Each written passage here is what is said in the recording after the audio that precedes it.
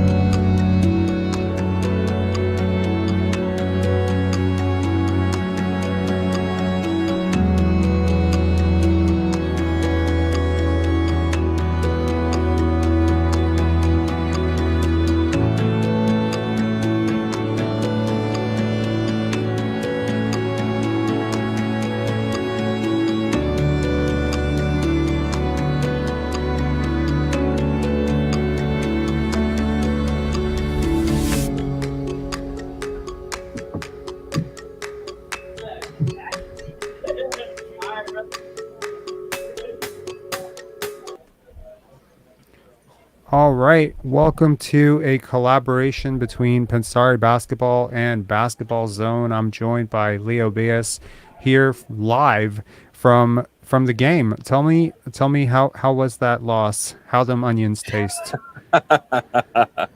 Well, they're 1-1 for the season, so we split this year. It's not a bad thing, I guess.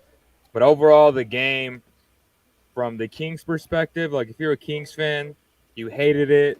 One of the worst games of the season by far. Sabonis had 9 turnovers. If you're a Raptors fan, you loved it. It was steady all night long. It was balanced. Even after all this drama, I was up and close watching OG warm up, watching Siakam warm up. Obviously, we posted that on our Instagram and stuff like that. And I was telling you throughout the game, I felt like, especially early, OG was a little bit disengaged, but his defense was very steady and he was phenomenal on that end of the night. But, there's a lot of observations that I saw, body language, stuff like that. But just a bad night if you're a Kings fan. They did not light the beam. Y'all cannot really, see how cool that is to light a beam. But That's catching on, man. Like you guys winning is catching on with other fan bases. I'm hearing light the beam among Hawks fans and Raptor fans. It's kind of cool. It's really caught on. Tell me, were you surprised that OG Anunoby didn't come back in the fourth quarter?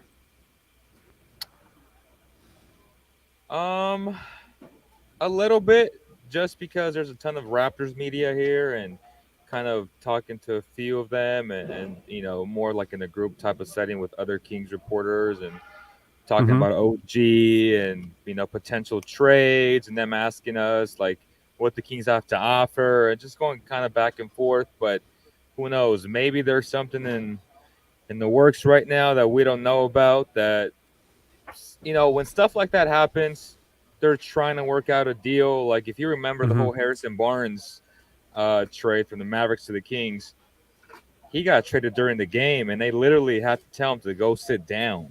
That was one of the most embarrassing things ever. Obviously, it didn't happen tonight for OG, but it could mean something like that. Or maybe Nick Nurse was like, the game's over. We got this in the bag. Why He was risk it? confident. Why risk it? He was questionable going into the game. I mean, OG was steady, man.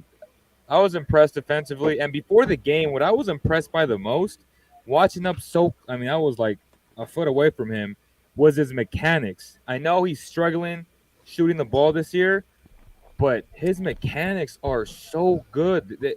They they improved a lot from his rookie year till now. And I just don't I do understand why, but his mechanics are so flawless that that shot should be going in a lot more. But then we talk about shot quality and just this offense again. His offense was solid tonight, but throughout the entire season, his shot quality has not been good. He's fifth in usage rate on this team. That's why he's upset, and he feels like he can be in a better situation. Obviously, I agree in how he feels, but I was impressed with how he shoots the ball and how consistent it is.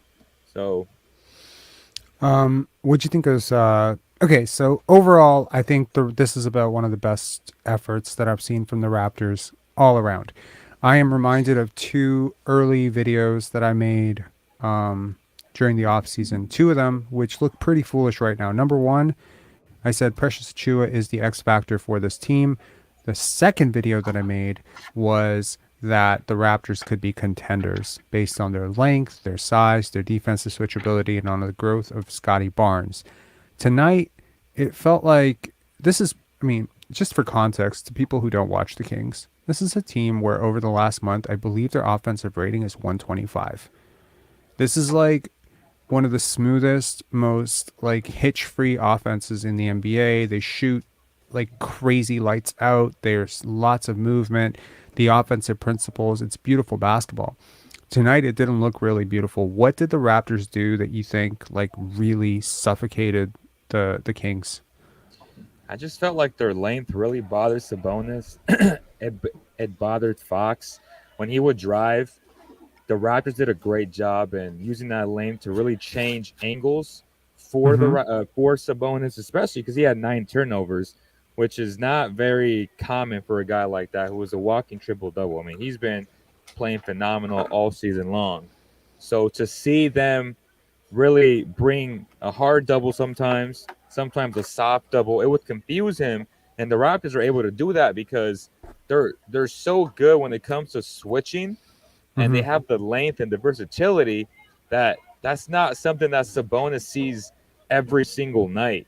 So that really bothered him, and just the physicality that the Raptors play with this, which is something that I haven't seen in about 3 weeks now. Obviously, lots of drama boiling in Toronto, but if this is the Raptors moving forward, then they'll be fine in terms of playing. But they don't play like this every night. And the Kings don't play like this every night either. So it's a little bit somewhere in the middle. Just take this game with a grain of salt. You're not going to see Sabonis struggle like that again. It's he's an All NBA player this year. But props to that defense for sure, though. I think on the other end, the defense for the Kings Was was pretty non-existent. abysmal, right? Yeah. Davion Mitchell really came in and he provided something like resistance. I think that his plus minus, I don't like to look at plus minus on a game by game basis, but I think he was the one consistent plus for the Raptors. But I think at one point I messaged you and it was Fox negative 28, Davion plus 12. Hmm. That's a differential of 40. That's a 40-point swing between a player and his backup. That's pretty incredible. Um, let's look at the team stats here really quickly. We got I mean, the Raptors take 20, like, wow, like 24 more shots than the Kings. They make 13 more. They barely shoot better from the field, right? It's 50% versus 48%. They shoot worse from three, right? They still give up 40 plus percent from three to the Kings, right? But it's the rebounds. And I mean, it's not like you guys even got killed on the rebounds. It was really the turnovers. It was the turnovers that absolutely did you in. Almost a 2-1 turnover advantage for the Raptors, just getting steals after steals, and a lot of it came against Sabonis. Um, there is a lot to be said about going up against size and length. I think that it disrupts teams. Teams are not used to it, right? We talk about how the Orlando Magic, I believe the Orlando Magic are 3-0 against the Mhm. Boston Celtics this year, right? Part of it is just length is it throws you off your rhythm. It's uncomfortable. It's uncomfortable to be around a team that's this big. And when the Raptors are connected, I mean, to all the people who say like, "Oh, Fred VanVleet is like the biggest weak link," he may be one of the weaker links. But when he's playing like he did tonight, where he's digging down in the post, providing help, swiping, I mean, he felt huge today to me. I know earlier in the game you said that he was kind of giving up a lot on defense, but talking second quarter onward, it felt like Yeah. if the ball came anywhere near him, it was gonna get swiped. He was digging down. He has really good hands, and I think this is the type of effort the Raptors have to play with. I think the question is this type of effort sustainable? Because the truth is that there are a lot of teams that can play this hard and probably surprise a few teams, right? The issue is at the end of the day, in the playoffs, everyone plays this hard and then you get exposed, right? So, did the Raptors just pick up a meaningless win? Or is this the start of something encouraging? I mean, you've seen a lot of Raptor games. Does this feel like materially like this could be the shift of something or the start of something where the Raptors can rally off, 4, 5 wins on this road trip, and suddenly we're sitting like closer to 500, and suddenly all this trade stuff maybe isn't as relevant? Or does this just feel like the Sacramento Kings just really, really underestimated how difficult this game was going to be? The Kings underestimated the Raptors. I don't think they took into account how long they are. They saw them earlier in the year with no OG. That was a big difference. I told you that when, after the Kings won, I felt like Hmm. they just don't play well against the Raptors on their home court. It's been like that for a few years now. But in terms of the Raptors, it's just hard to say where they're at because I've never seen this much drama surrounded such a good organization like the Raptors. That's really well ran. But if there's Hmm. something that can, I guess, block the noise, it's definitely playing hard, just like they did last year. I think it was somebody that commented on my stream from the other game, and they said, "Correct me if I'm wrong, Leo. You keep talking about how good OG is, how good how many good players they have. Why are they losing?" Obviously, I didn't get a chance to answer that, and last year I feel like their defense was a lot better, a lot more consistent, and then their offense is just injuries along with their offense just took a huge pile of crap this season. But can they continue to stay balanced? Fred VanVleet finished the game with what did he finish? It was 17 points, and as you said, second quarter on, he was more engaged. First quarter, I felt like he was easily getting beat by, blown by, but second quarter on, Nick Nurse says something like, "Hey, bro, like you got to step it up. You have to up your trade value." So I felt like he did that. I mean, we will definitely get into that, right? We'll get into the some of the stuff because for the last 2, 3 days, I've been pretty quiet about some of the stuff that came out about OG Anunoby demanding a Mhm. trade, Fred VanVleet firing his agent, the CEO of MLSE stepping down. A lot to discuss on the back end of it. Um, First, let's look at some performances, and this is probably the longest a Pensare Basketball Live has ever gone without mentioning Scottie Barnes. How did you think about what did you think of his game tonight? Because you know what, there was a poise and maturity that he played with tonight. It didn't really blow me away on the box score, but man, it felt like he really did have like that. He had a plan going into this game. It felt like that he was going to do it one way. I think at one point I looked, he had 5 shot attempts and Pascal had 20. So it was clearly like that was the directive and that's the way they were going to go with this tonight. And it didn't really matter who was efficient, but consistently through much of the game when the Raptors were blowing it open, 2 key stretches, second quarter and I believe third quarter or early fourth quarter, it was early fourth quarter, so end of third, early fourth, and then the second quarter where it was Scotty first in the unit with OG and Precious Boucher, etc. I think it was Juancho in that lineup, and then the second time instead of OG it was Gary. And in both cases, I think that those both those lineups had some separation. They created some separation, or they maintained the lead, or they extended the lead. So, what did Point Scotty show you tonight? You've seen him live quite a few times. You and I have both like studied him back to Florida State and Montverde. So, what did you see in the evolution of Scotty as a point guard tonight? I love what I saw from the offense tonight. They really ran the offense through Scottie. He only took 8 shots, 11 assists, right? 7 points. He was a plus 22.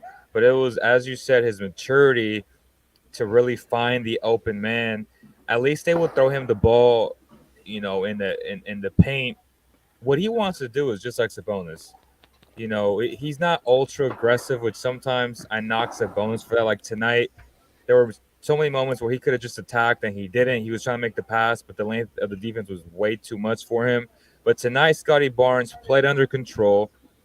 He only had 1 turnover, which again, he played under control. He played with a Given sense some of of the dimes that he threw to have only right, one turnover, like there was like some serious ones, right? Like, and it's incredible to me. Like, if he played on a team with slightly better shooters, I think he would be averaging close to like 8 to 9 assists per game. It's just crazy easy, some of the stuff he's throwing. easy. He would easily be averaging 8 to 9 assists a game. But as I was saying, he felt under control. I liked how they would again throw him the ball in the paint. It would go back out. He would find Gary Trent early. I think it was one of the first few plays of the game where I broke it down on Instagram. Mm-hmm. He did early work in the paint. He grabbed the offensive rebound and he threw it backwards to Gary Trent for the Yep. three. Just a heads up play, man. Like the kid sees it all on the court. He's a basketball savant in terms of just having a Mm-hmm. great feel. So I was impressed from that aspect. Again, if I'm being nitpicky, he had a few ones where I wish he would have passed out, right? Where I Mm-hmm. felt like OG wasn't involved as much. I mean, OG took 9 shots as well. Siakam took 24, VanVleet took 16, and Gary took 15. So a lot of Yeah. that was Scotty allowing those guys to shoot the ball and getting them open shots. So good job in terms of Scotty. Last year, Scotty really impressed me. Like rookie Scotty in Sacramento last year, I was really impressed. Yeah. Apologies to anyone. I was flashing box scores and I flashed the New York game one instead of this one, but I just corrected it.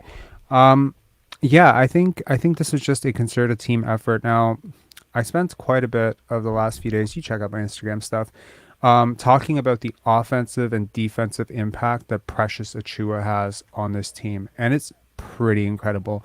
This team, despite being under 500 right now, just moved to one game over 500 with Precious Achiuwa back. They're now 13 and 12.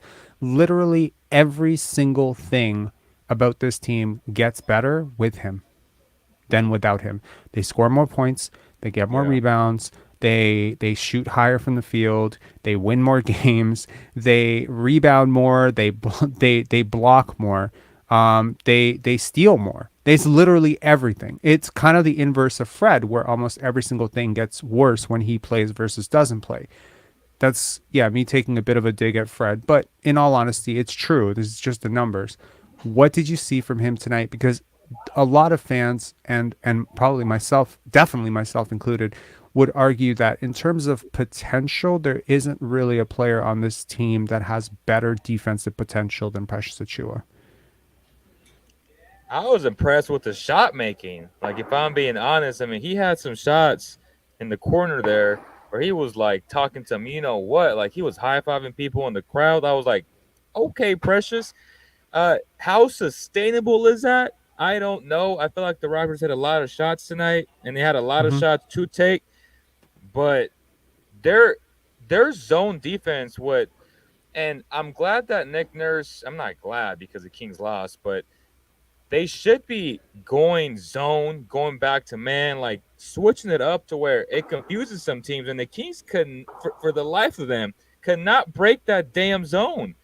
Um, they didn't know what to do with it, especially when the Raptors are so long, man. So great adjustment there by Nick Nurse. I feel like I haven't said that Hmm. in a while because I've Yeah. been very critical of Nick Nurse all season. I think I've been very aggressive towards him more than Right. you have, but yeah, I felt like that was something that the Raptors have needed all season long. Unfortunately, they did it tonight and executed it very well against a second best offense in basketball. Like Hmm. if we're being honest, or third at worst, Right. but it was definitely impressive. And to your point, Precious Achiuwa has so much versatility on the end of the floor, man. Like he's a guy that if y'all gonna sell off, he's a guy that I would love to have as a backup five.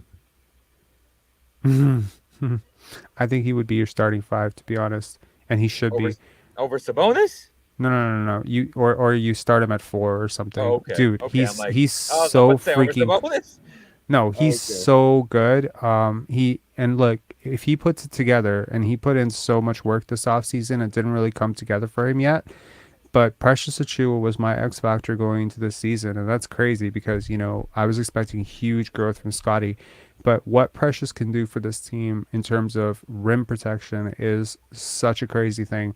He is basically like, I mean, it's not quite Dwight Howard, but it's bits and pieces of what Dwight Howard did for the Magic in terms of just dominating the offensive glass, shutting down areas, making people less efficient, making people think, around the paint. The Raptors have been one of the worst defenses for a month now, consistently since Siakam's come back. They've been really bad, and they're just starting to pick it up again with Achiuwa back in the lineup. Again, they have versatile defenders. They have a lot of switchable defenders. What they don't Boucher have, was amazing tonight. I felt him like too. multiple Raptor players Yeah. were auditioning for the Kings tonight. Like I really do. Yeah, I mean, Chris Boucher was really good tonight, and there's something to be said about like certain guys playing together really well. And I think Chris Boucher and Precious Achiuwa really play well together. We do have Timberland and Coach Mo on here. They're ready to call in. If any Kings fans or Raptor fans want to call in, we're gonna put the link in the description right here. You just click on it, you dial in. It's really uncomplicated. You just have to be on your phone or laptop, whatever. Just make sure you're in a relatively quiet place. Okay, first up, let's quickly bring on Coach Mo, and then we'll bring on Tamberlin. Tamberlin, I apologize. Just hang tight. Coach Mo, what up? Hey guys, What's How's it up, bro? going? good. I think we were all surprised at how well today went. Um, it could be like sometimes a team has a bad game. I think that's partly what happened with the Kings. I thought the Hmm. effort with the Raptors was really good, and I thought it was sustained because the offense was really good, which fueled their defense and it got them. It built confidence. But one thing I wanted to talk about was that third quarter. We played really well. We built a nice lead. I just long term, if nothing happens in the trade deadline, do you see Fred, Pascal, and Scotty coexisting on the No. court at the same time? Because Scotty was Magic Johnson in the second quarter, and in the third quarter he was Reggie Evans. It's just like he doesn't touch the ball. He's the fifth guy. Gary and OG at least space the floor. So and they're not really primary ball handlers. So them being ignored a bit is kind of normal-ish.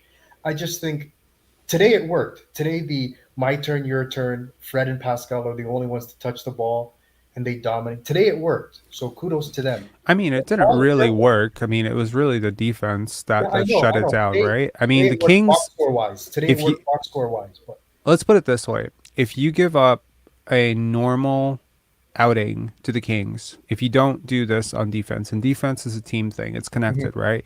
If Fred and Pascal dialed in on defense, but they didn't do it alone, right? It was OG, it was Scottie. Scottie was incredible in defense tonight. Super engaged, Precious, Chris Boucher, Juancho, like everyone who played guarded their tails off today, crashed the glass, recovered. I mean, Pascal Siakam dove to the ground, like dove to the floor, and the game was like a 20-point blowout in the fourth quarter. Is incredible the level of focus and intensity that the Raptors played with tonight. You don't do that. I don't think this offense carries you to a win against this team. I'm being really honest. There's no Yeah, way, right? It wasn't that efficient. It was more efficient than it usually is. Still shot 30% from three, man. You are not going to beat a team shooting 40% from three if you shoot 30% from three on like 90% of nights. Forget beating. I'm talking like whooped. They mollywopped this team. Like this was a blowout win from wire to wire to a team that was 44, like 40% from three. yeah, When do you see that? Right? That's hard. That's hard to do. Right? yeah. And the shot, I'm not even a guy who looks at shot distribution as much, but it was like no one else really touched the ball the entire, like Barnes was just out there and it was like cardio and defense from the 12-minute mark to the 3-minute mark. And it's like long term, what are we doing here?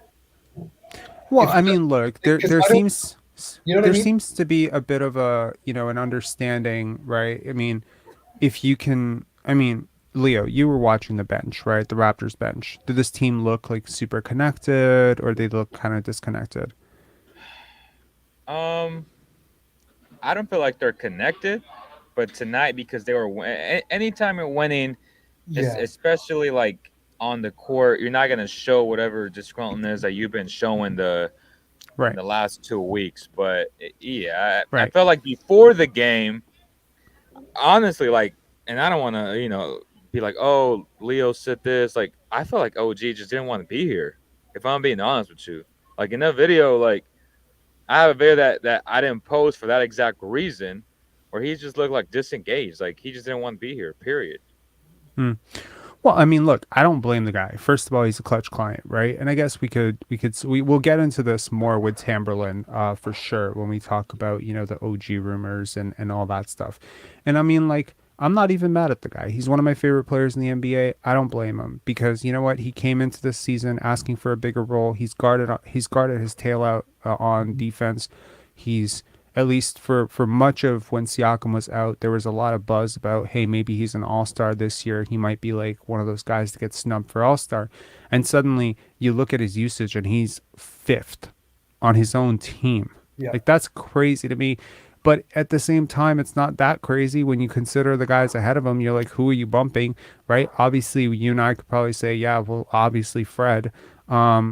Lower Pascal's usage, make it a more egalitarian team, kind of like those Al Horford Atlanta Hawks, where kind of everybody eats and some guy, But it's not gonna happen.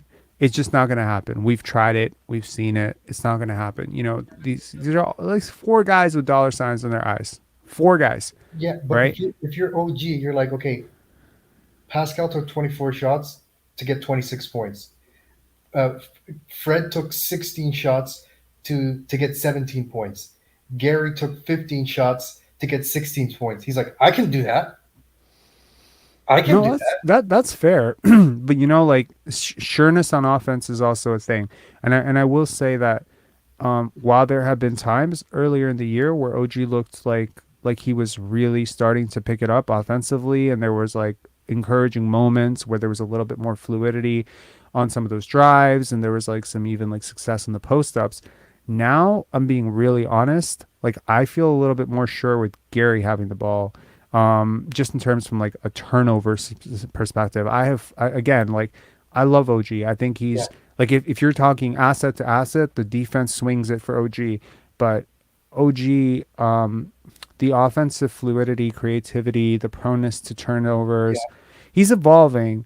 But at some point, like you do have to understand, this isn't like the guy's third year or second Yes, year. yes. This is He his is who he sixth is. year.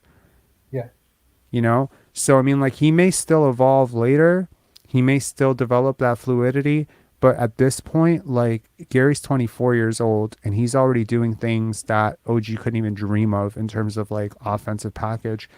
Again, But we OG's saw more. that fluidity though when everybody was injured though. When When OG Zach was and Well, putting up yeah, but I mean, 25 points.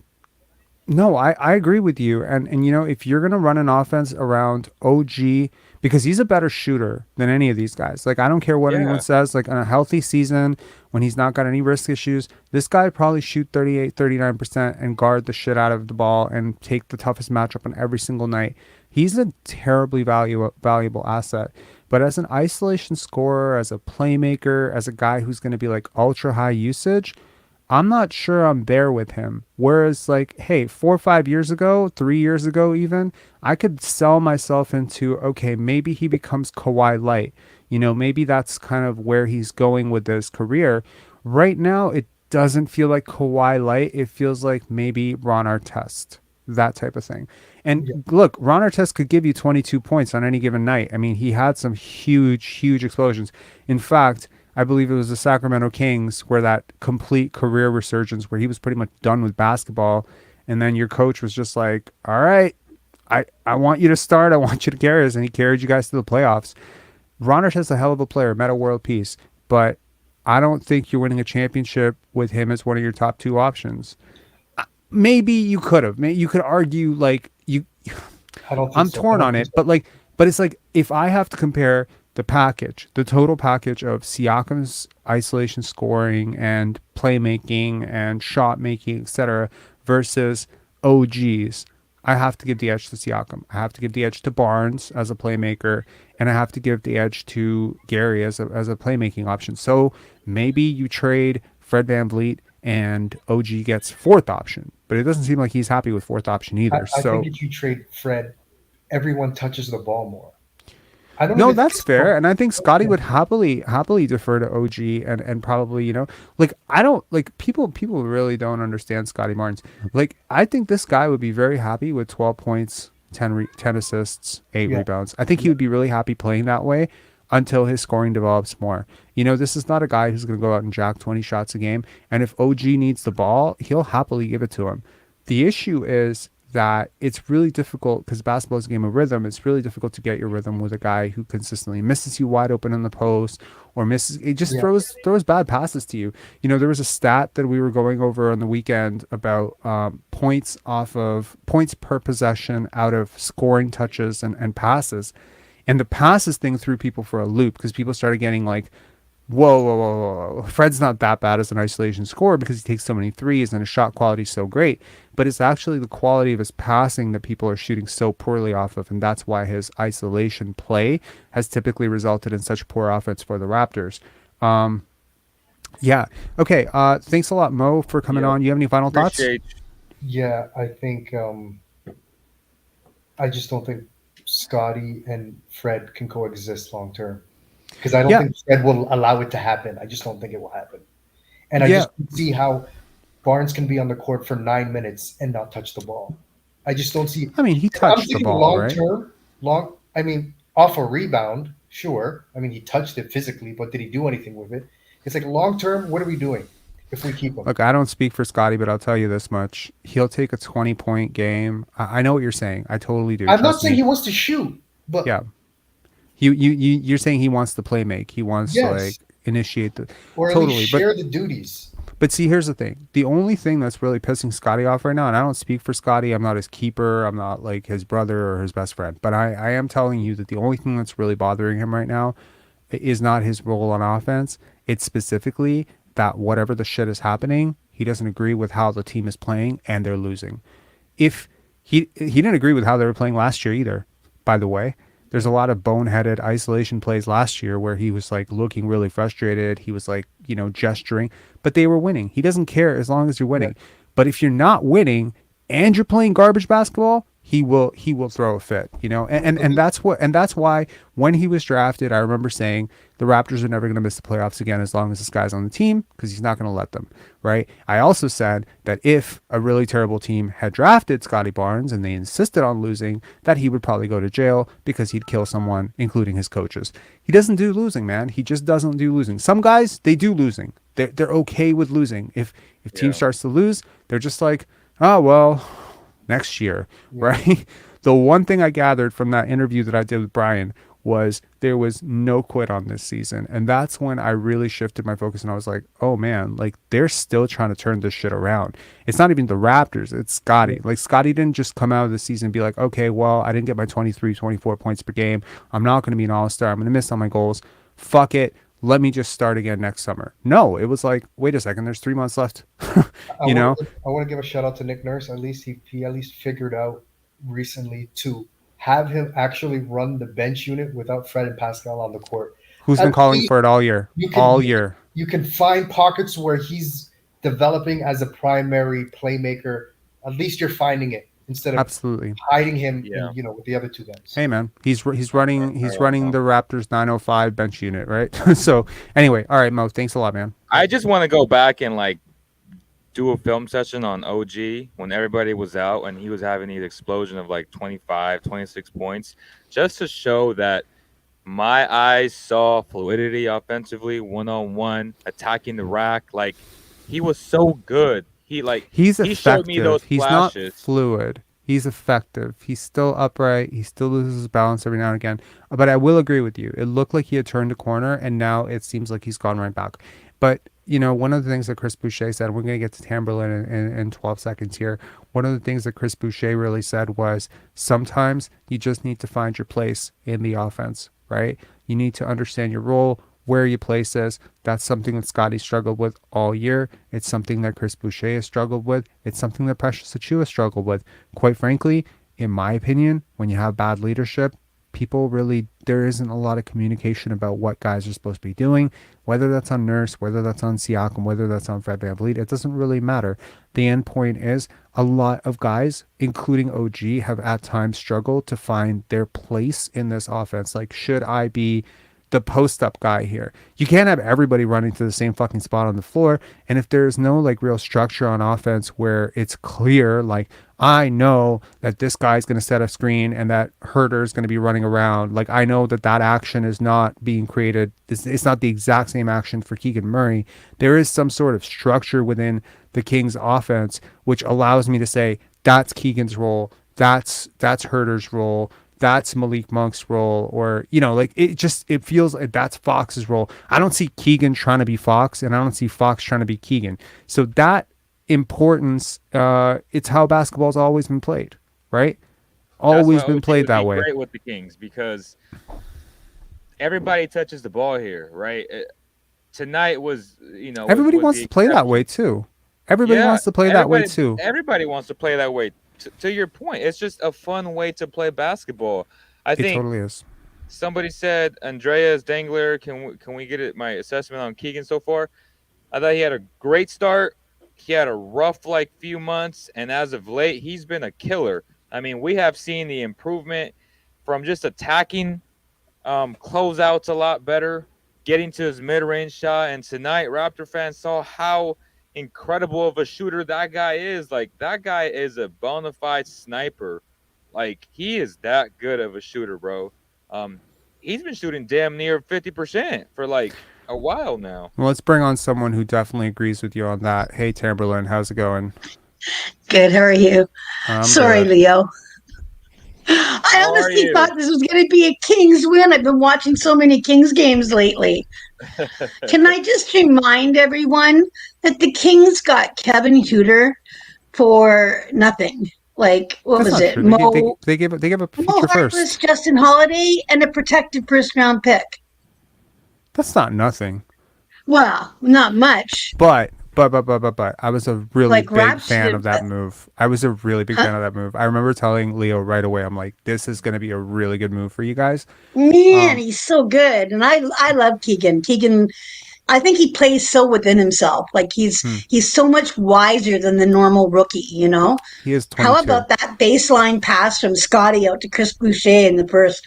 Oh my God, what a pass. Reminded me of Manu Ginobili under the basket when he made that pass across court.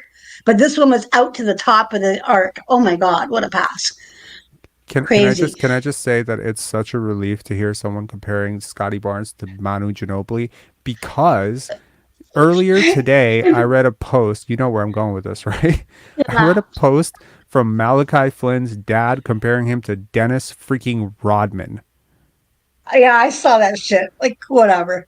Bro, he just compared OG to Charles Oakley, and like, what is going on here, man? Like, what I game don't are you know. watching? Next And up, Leo, Shaquille O'Neal, the future Shaq.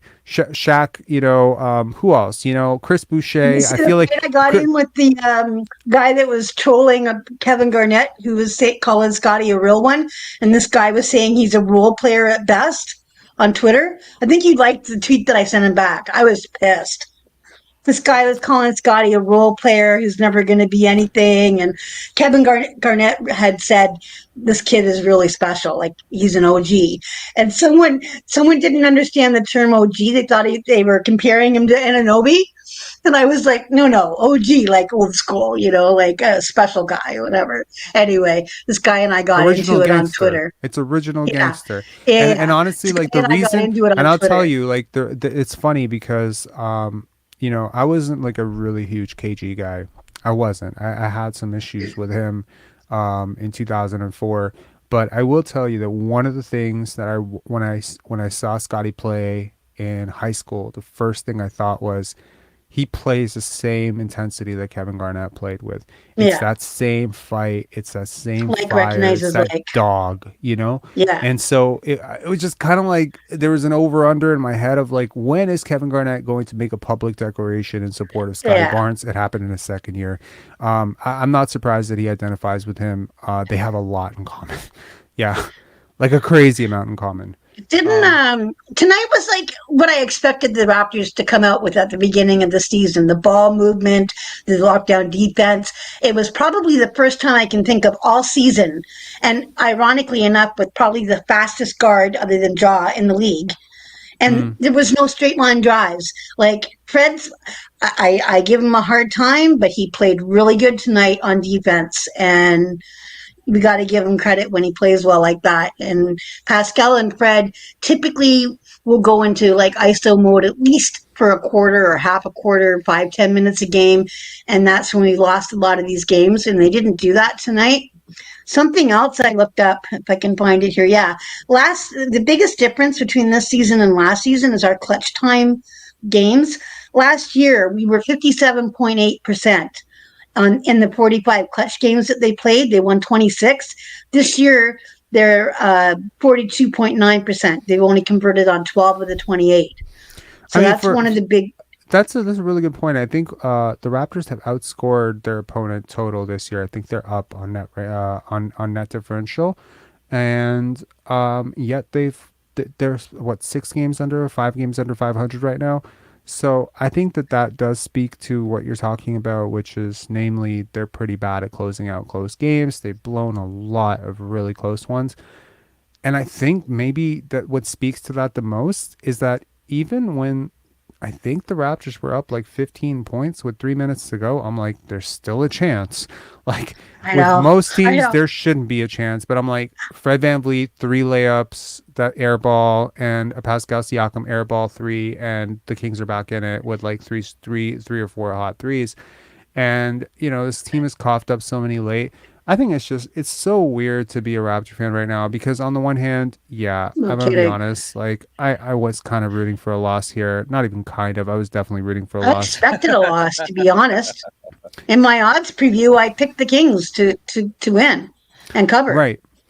Yeah, I because mean, in the third quarter, I tweeted out, "This is what I expected this team to be," and was all over how great Precious was playing. And then I had to put the caveat in, but let's see what happens in the fourth quarter because they blew in so many games. And Leo, Nick Nurse they were tonight, living. right? And Nick Nurse tonight outcoached Mike Brown, one of the coaches of the year type of candidate. So shout out to Nick Nurse, man. I know he's Reminded capable of it, but he has bugged me this year, man. I'm frustrated with him because I know it's in him, but he just has to adapt, man, and just play to his team's strengths because sometimes I feel like he's stuck in the past. I think, That's one this hell of a this film session, I can tell you that much. I Like, I think don't know what was this going on, but it yeah. reminded me of the Magic series when Mark Gasol was living rent free in Nikola Vucevic's head on Domo. But I still think the main factor had a lot more to do with stopping Fox than it did Domo. Well, maybe the combination, but that was critical too. Um I yeah, thought Fox was passive. I thought Fox was passive, but I really thought Domas was extremely passive. But he was confused though because that zone really effed them up for some. The Kings just can't break zones, especially a good one. And tonight, this was a good zone where it'd go 3-2, 2-3. It would really confuse them. They'd come out with the out of a timeout, go into it, down the next possession, go man. They're like, oh shit, like what's happening? So kudos Doesn't make to sense Nick because Nurse. Domo operates in the center of the court, so they should have been able to break the zone easily. The big thing for me was how they played on the glass because they out rebounded them, but they also outscored them 58-42 in the paint. They were 11-4 on offensive glass. You guys, Sure. if you remember the other day when I sent you that tweet saying they need one more thing, you need to get a rim protector. Precious. Boucher. No, no, Oh, you mean the Kings? yeah. Oh, okay. Sorry, I was not saying trade. No. Don't worry. Yeah. I No, I think sent Leo a I thing think the other day Boucher saying they're was this good for the close because Kings they're playing tonight. so well. What's that? I think Boucher was, giving us Auditioning. auditioning. He was like giving us a little teaser of what he's gonna be as a backup for Sabonis. They did this last year though when they went on the road. They won 6 of 8 late in the season, and then came back and won 8 of 10. And one of those losses was the last game of the Why season. don't Why don't you guys So take a flyer on Mo Bamba? They just made him available. I'm not a I big can't fan, but defend. What do you mean he I'm can't not a big defend? fan. But He's an He's not elite a great shot defender. blocker. Get Jonathan Isaac. That that guy I love. That's who that they're would be shopping. it. I bet money that's who they're. I've been waiting to see why were they not playing him because he was down in the G League and he sat there for a couple of games and then all of a sudden they brought him back. Well, he finally But played and he looked really good. He looks yeah, really good. I was So what shocked. have you heard about him in the locker room though? I hear he can be a little. I like him. I think Yeah, I like him a Leo lot. and I I he's mean, he's both like very talented, him. religious. He's very religious. So am really I. Like, religious. I don't have an issue with it. Some people might, but I was looking at his contract on the last show, and next year you can literally get away with like $10 million if you cut him. Like say hypothetically he gets injured again, you can save about 10 million next year if you cut him before January 10th, and then the following year, it's like super low. So there's a lot of stuff in this contract where you can get away with it. He has this year and the following two. It's a Hmm. risk, but it's a risk that you should be willing to take because he's a light, like a Walmart version of OG, in the sense of like he's always hurt. But before he got hurt, I mean that guy was elite defensively. I mean that dude Oh was yeah, he elite was a great defensively. two-way player. He was So just Honestly, coming into his own. like he was doing that at like 21, 22, dude. Like he's not Hmm. doing that at 25. Um honestly, there's So a to me, reason why he went top 5, top 6 in the NBA draft. Like this is a legit dude. And honestly, if he doesn't get injured, I mean, it's very possible the Magic are defensive player of way the more year. competitive. Yeah. And Rob, possibly I'm defensive dying to player. hear what you think about this OG stuff because I'm wondering if it's a lost leader by Masai because they never leak shit, never. And now all of a sudden, Bob McCowan is the guy they're leaking to, saying that he wants out. Like, what the No. f is that? Okay, so I Like, watched is he that. a lost leader so that the phones start ringing for Masai so he can say, well, that's not enough. But what do you think about Fred? Or I Um, don't get it because he's Scotty's BFF. No. yeah, If Scotty, you're building around Jerry. Barnes, you want to trade away his best friend and keep Fred and Pascal? I get what you're saying. At the end of the day, though, like it Although will I would come. keep Pascal. It has to come down to OG wanting to be a part of this team as he's currently situated, right? You cannot force a guy to buy into fifth option role, especially when he has agent in his ear saying, dude, if you get onto X team, Y team, if you get onto the Pelicans or the Suns or whatever, this is what your numbers are going to look like. Because at the end of the day, there is nothing worse for your contract than being a role player on a bad team, right? Like there are a lot of guys that get super undervalued and He's super not bad underpaid. either. And to be honest, it's like, here's the thing. It's one thing to sit there and not get your touches. It's one thing to sit there and not get your wins. But when you don't get your touches and you don't get your wins, and the consequence is you don't get your bag, yeah, you're going to be pretty fucking pissed, right? Especially when the guys who are getting their bag are less efficient from the field than you, are playing worse defense than you, and you just feel like it's not fair. If you want to look down the list of tons of dysfunctional, bad teams that underperformed in NBA history, you can look into it. It's locker room tensions. It's gripes over who's the guy, who's not the guy, who's starting, who's not starting. This kind of shit is almost always present when a team massively underperforms.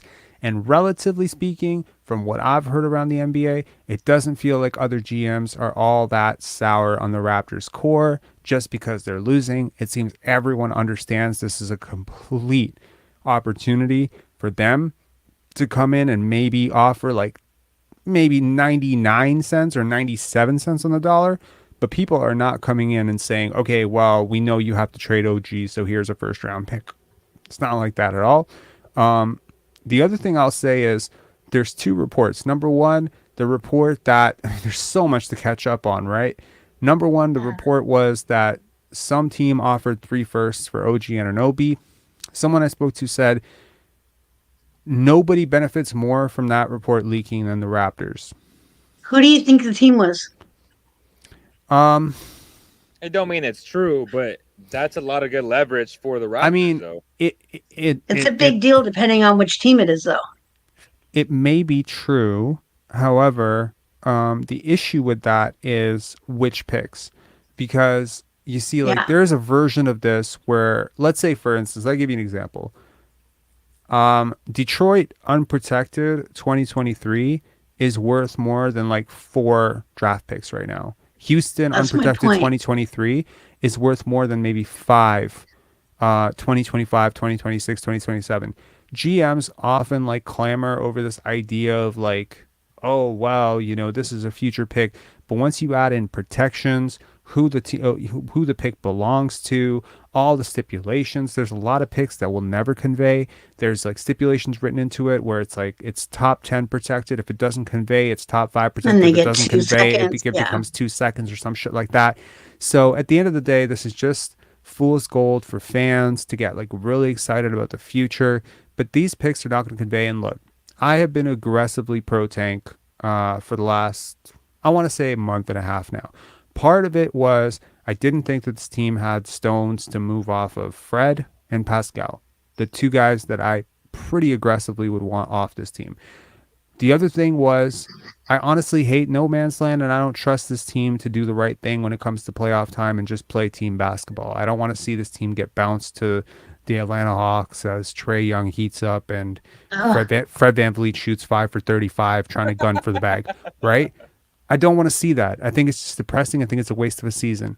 That being said, the way Scottie's playing right now, the way OG's been playing through parts of the season, the way Precious is playing right now, right? You have a whole bunch of young guys, right, on this team who could really benefit from another, you know, trip to the playoffs. And then who knows?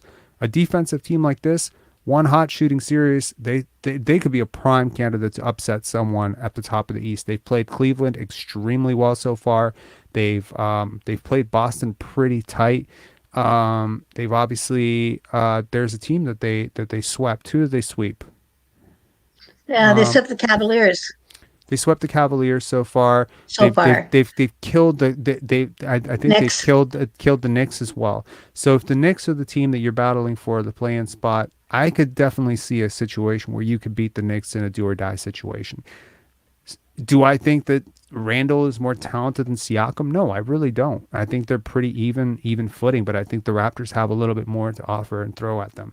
So is it worth it to make the playoffs and, downgrade the pick by 6 or 7 picks? Absolutely. I think the difference between 11 and 16 or 11 and 15 is not going to be huge. It's not like the Raptors are going to suddenly surge and be number 1 in the East and get the 29th pick. I mean, worst case scenario, the Raptors are picking 18th, an area that they're very comfortable with in the draft. Honestly, I say best case scenario, like worst case scenario, they're probably picking like 16th. Best case scenario, they're probably picking 3rd or 4th, maybe 5th. So yeah, the gap between 5 and 16 in this draft is pretty sizable. But how are you losing enough games to end up with a top 5 pick with this current team? I mean, if you trade Siakam, you trade Fred VanVleet, you're not getting nothing back. You're getting something back.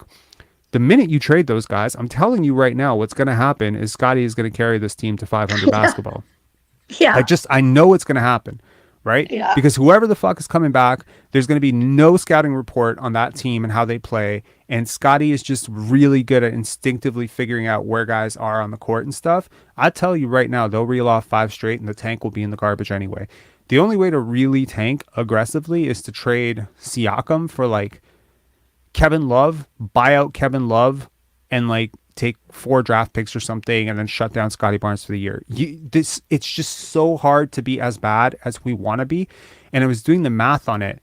We have so many games left against Houston, Detroit, Charlotte. You're not going to out tank these teams. So realistically, the cost of losing, you probably pick 8th. The cost of winning, you pick 14th. Is the gap of 7 picks? Like maybe 15th. So is the gap of like 5, 6, 7 picks, is that worth missing the playoffs?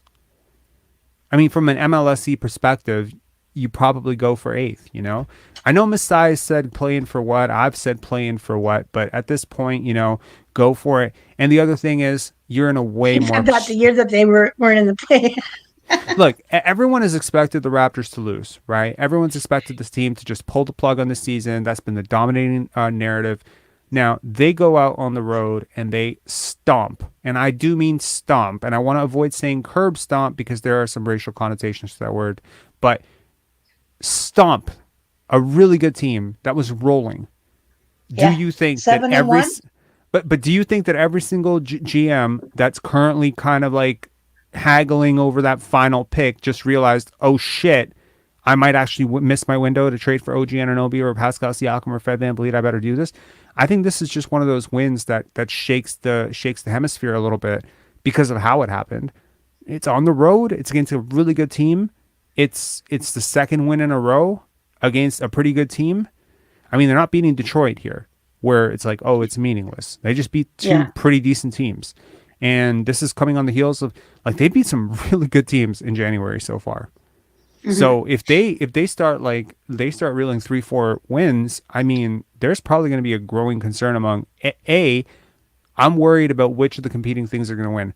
Is it going to be the Raptors that say, oh shit, do we need to stick this out and see what we have here with this team? Maybe they reel off like a huge second half like the Boston Celtics did last year, right? Or is this one of those situations where the Raptors absolutely know they have to make a move and they're just kind of waiting and biding their time, and winning a few games just increases the leverage? Do you believe though this rumor that OG wants out and that I do. Out of the blue someone is leaking shit that they don't? I mean, Woj, the only team Woj never knows the draft pick for is the Raptors because they keep everything in house. It just struck me as really strange that this leaked out like that, and to Bob McCowan of all people. I mean, nothing against Bob McCowan. He's just not usually someone who gets all the Raptors news. Yeah, I mean, it's worth considering that this has been bubbling over for a long time. OG is a clutch client, right? Leo, so what, does Sacramento have any clutch clients? De'Aaron Fox. He just switched to clutch not too long ago. How long ago? A year? About a month and a half ago. Oh shit. Okay, never mind. Is Fred gonna sign with clutch? Fred, yeah, and I mean, like, there you go. Fred just fired his agent, and He was with my guy Pedro from I forget the agency, but that was Rashawn Holmes' old agency. He was with Fred, Rashawn. They landed Rashawn that deal. Then Rashawn got rid of him. Now he's with CAA, and then Fred got rid of him. So there's a little I bit of thought it was a correlation. PR move. You think so? Fred's not happy Yeah. with how they kind of It's fumbled Parlay the bag. Sports. Parlay is the Parlay Sports. the That's brand. right. Parlay Sports, and yeah, Mike Brown said he did say that the zone Soldier really confused. T1 says Van Vliet just signed with Clutch. Is that true? Is that verified? I don't think so. Oh my God. Might be true. Kismet. It might be true. That'd be pretty funny I if I don't just think guessed that. so. I mean, I doubt it. they have a lot of like I met. Do you guys remember Ray McCullum? Yeah, I do. So Mhm. Brittany McCullum, his sister, she takes care of Fox now. Like Rich Paul has done a good job of getting like quality people to to quote unquote assign them to certain players, and that's why Clutch is growing so fast. So I wouldn't be surprised if Freddie signed with them because they're getting the Yeah. job done. Yeah. I Anyway, think it was partially a PR move, though, because he needed a scapegoat for what went down recently. And by firing his client, the innuendo was there that it was the agent that was leaking all this stuff that supposedly was leaking. But meanwhile, he was yeah, giving interviews to yeah. ESPN JJ guys that Redick. were, Exactly. yeah, I mean, it was out of the horse's mouth. It wasn't just Doug Smith and other guys here. It was, what's Tim Bontemps did that article, and he Yeah. was the one saying, and he's talked about it on Zach Lowe's podcast as well. Yeah. I think it was partially a PR move. Anyway, Tam, do you have any final takes? We're gonna move on to the next caller. Nope, Any that's final? it. So I'm hyped up. So sorry if I was interrupting a little bit there. No. I've We're got a million all things on my head. I mean, there's so much going on with this team. It would be very, very difficult to even hone in on what's the most important thing right now. But you know what? I'm just playing chess on chess.com and calming my brain down. That's how I'm dealing with this. That's my de-stress move. Okay. See you, Tam. All right. Have a good night. See you guys. Appreciate you. Okay. We're gonna move on to K Money. What's up? Go ahead, K Money. Okay. Hang on. K Money, what up, man? What's going on? Yo, y'all hear me? Yeah, what's Yes, up? sir. God damn it. Team Tank took a hit tonight. Fuck. The one night I put on my fucking Sacramento hat, bro. I love this guy. Tank, God damn it. Tank World Order is in shambles. It's dead. That's funny, But- man. Say no to tanking. Say no to tanking, man. We got the whole shirt and everything for you guys. I don't know remember what that. to. I just hope Masai isn't back out of trading whatever players he really got to trade. At this I mean, point. look, the writing is on the wall. It's not like Yeah. winning 4 or 5 games is going to change this team's like overall trajectory. Everyone can play nice for like a week. Look, what I think it happened in that player meeting and player only meeting, right? And the Raptors had another player only meeting this past weekend, I believe, when they did the film session, watching the old things or whatever. And what I think happened was there was kind of like a resolution that was formed of this is probably not going to work. How do we salvage? How do we manage? How do we move forward? And clearly from that day on, we have seen tons and tons of reports of this guy's on the block. This guy's not coming back. This guy's being offered 3 picks for. The catalyst for all of that, all of those rumors was that meeting. So if like, I'm just going to paint a hypothetical picture here. Freddie wants X amount of money based on the dynamic between him and certain players. Raptors are not willing to offer it. Gary Trent Jr. didn't like the fact that he was put on the bench. Now we're hearing reports now of he's happy to come back. He's going to be a part of the team's future. Whatever. let's just pretend that's not true for a second. And OG Anunoby sees himself as a third option or a second option on a good team. The Kind guy of can't sick of, dribble. you I've know, never seen like a second option not be able to dribble. I mean, you can be a second option and not be a super creative dribbler. You remember Rashard Who Lewis can't in dribble? Seattle? OG. OG Anunoby. I mean, Klay Thompson don't really dribble. Exactly. Was Clay? That's I don't know. Man. Clay was a second option. I mean, look, if you like if you consider like I'm not saying I'm open or I'm wanting OG to get traded. He's obviously one of my favorite players. But if what's coming back is Shaden Sharp and Dyson Daniels, one of those two guys, like a young player that has like considerably greater offensive upside that can Mm-hmm. come into your system and learn how to play Raptors defense and picks, I gotta say, like, I mean, rookie control over a high top 7, top 8 pick who has every bit as much potential, but is on a different timeline, more on Scottie's timeline. I gotta say, that's really hard to turn down. It really is. And Portland's pick, Yeah, this year's pick at least would be valuable too, if they would give it I up. mean, obviously they would be making a trade for OG because they would imagine that they're going to be able to turn around their season. Will they be able to turn around their season? I don't know.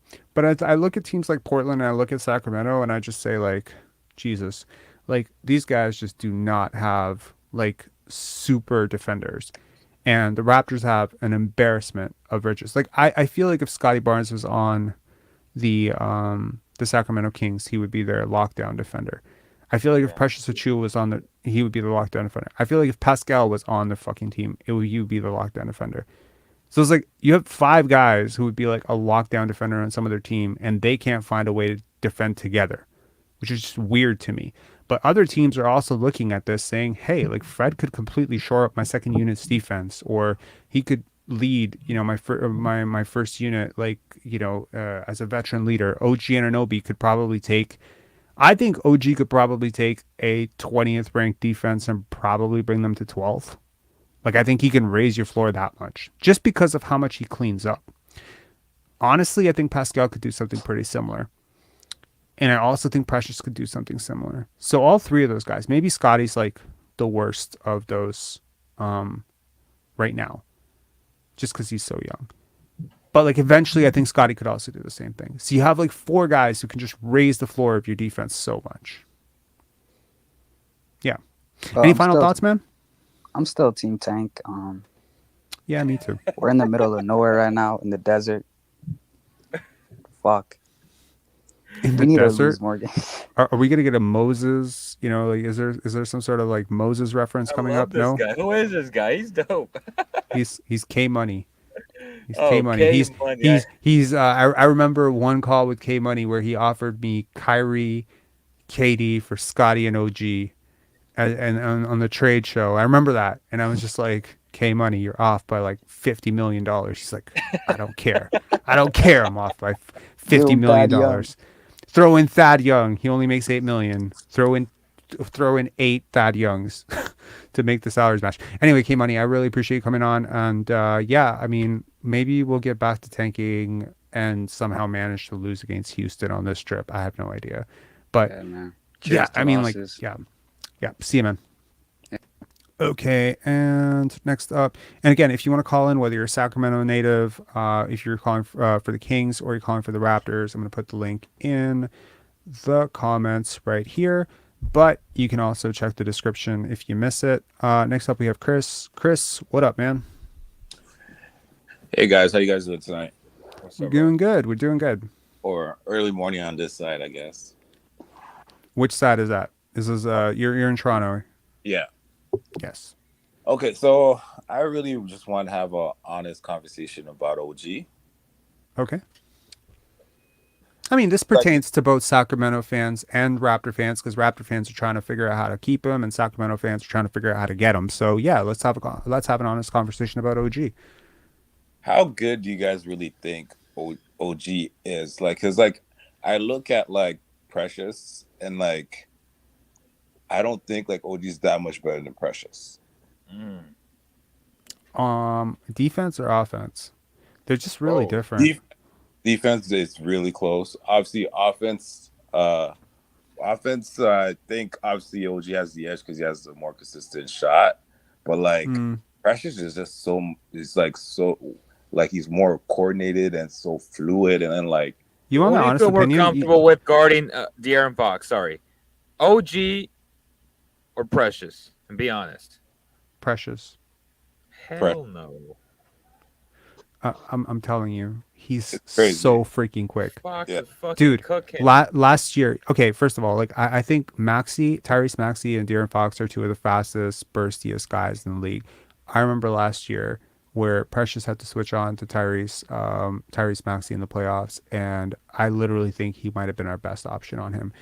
You don't know how laterally quick this guy is, but it is I mean, he's truly insane.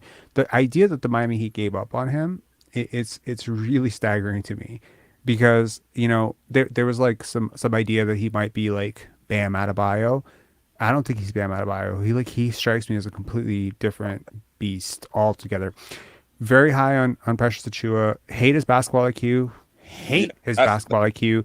one thing. Absolutely hate his Yeah. like mental, but his motor and his athleticism is like 99.9th percentile among NBA athletes. It don't matter if his IQ is not there, though.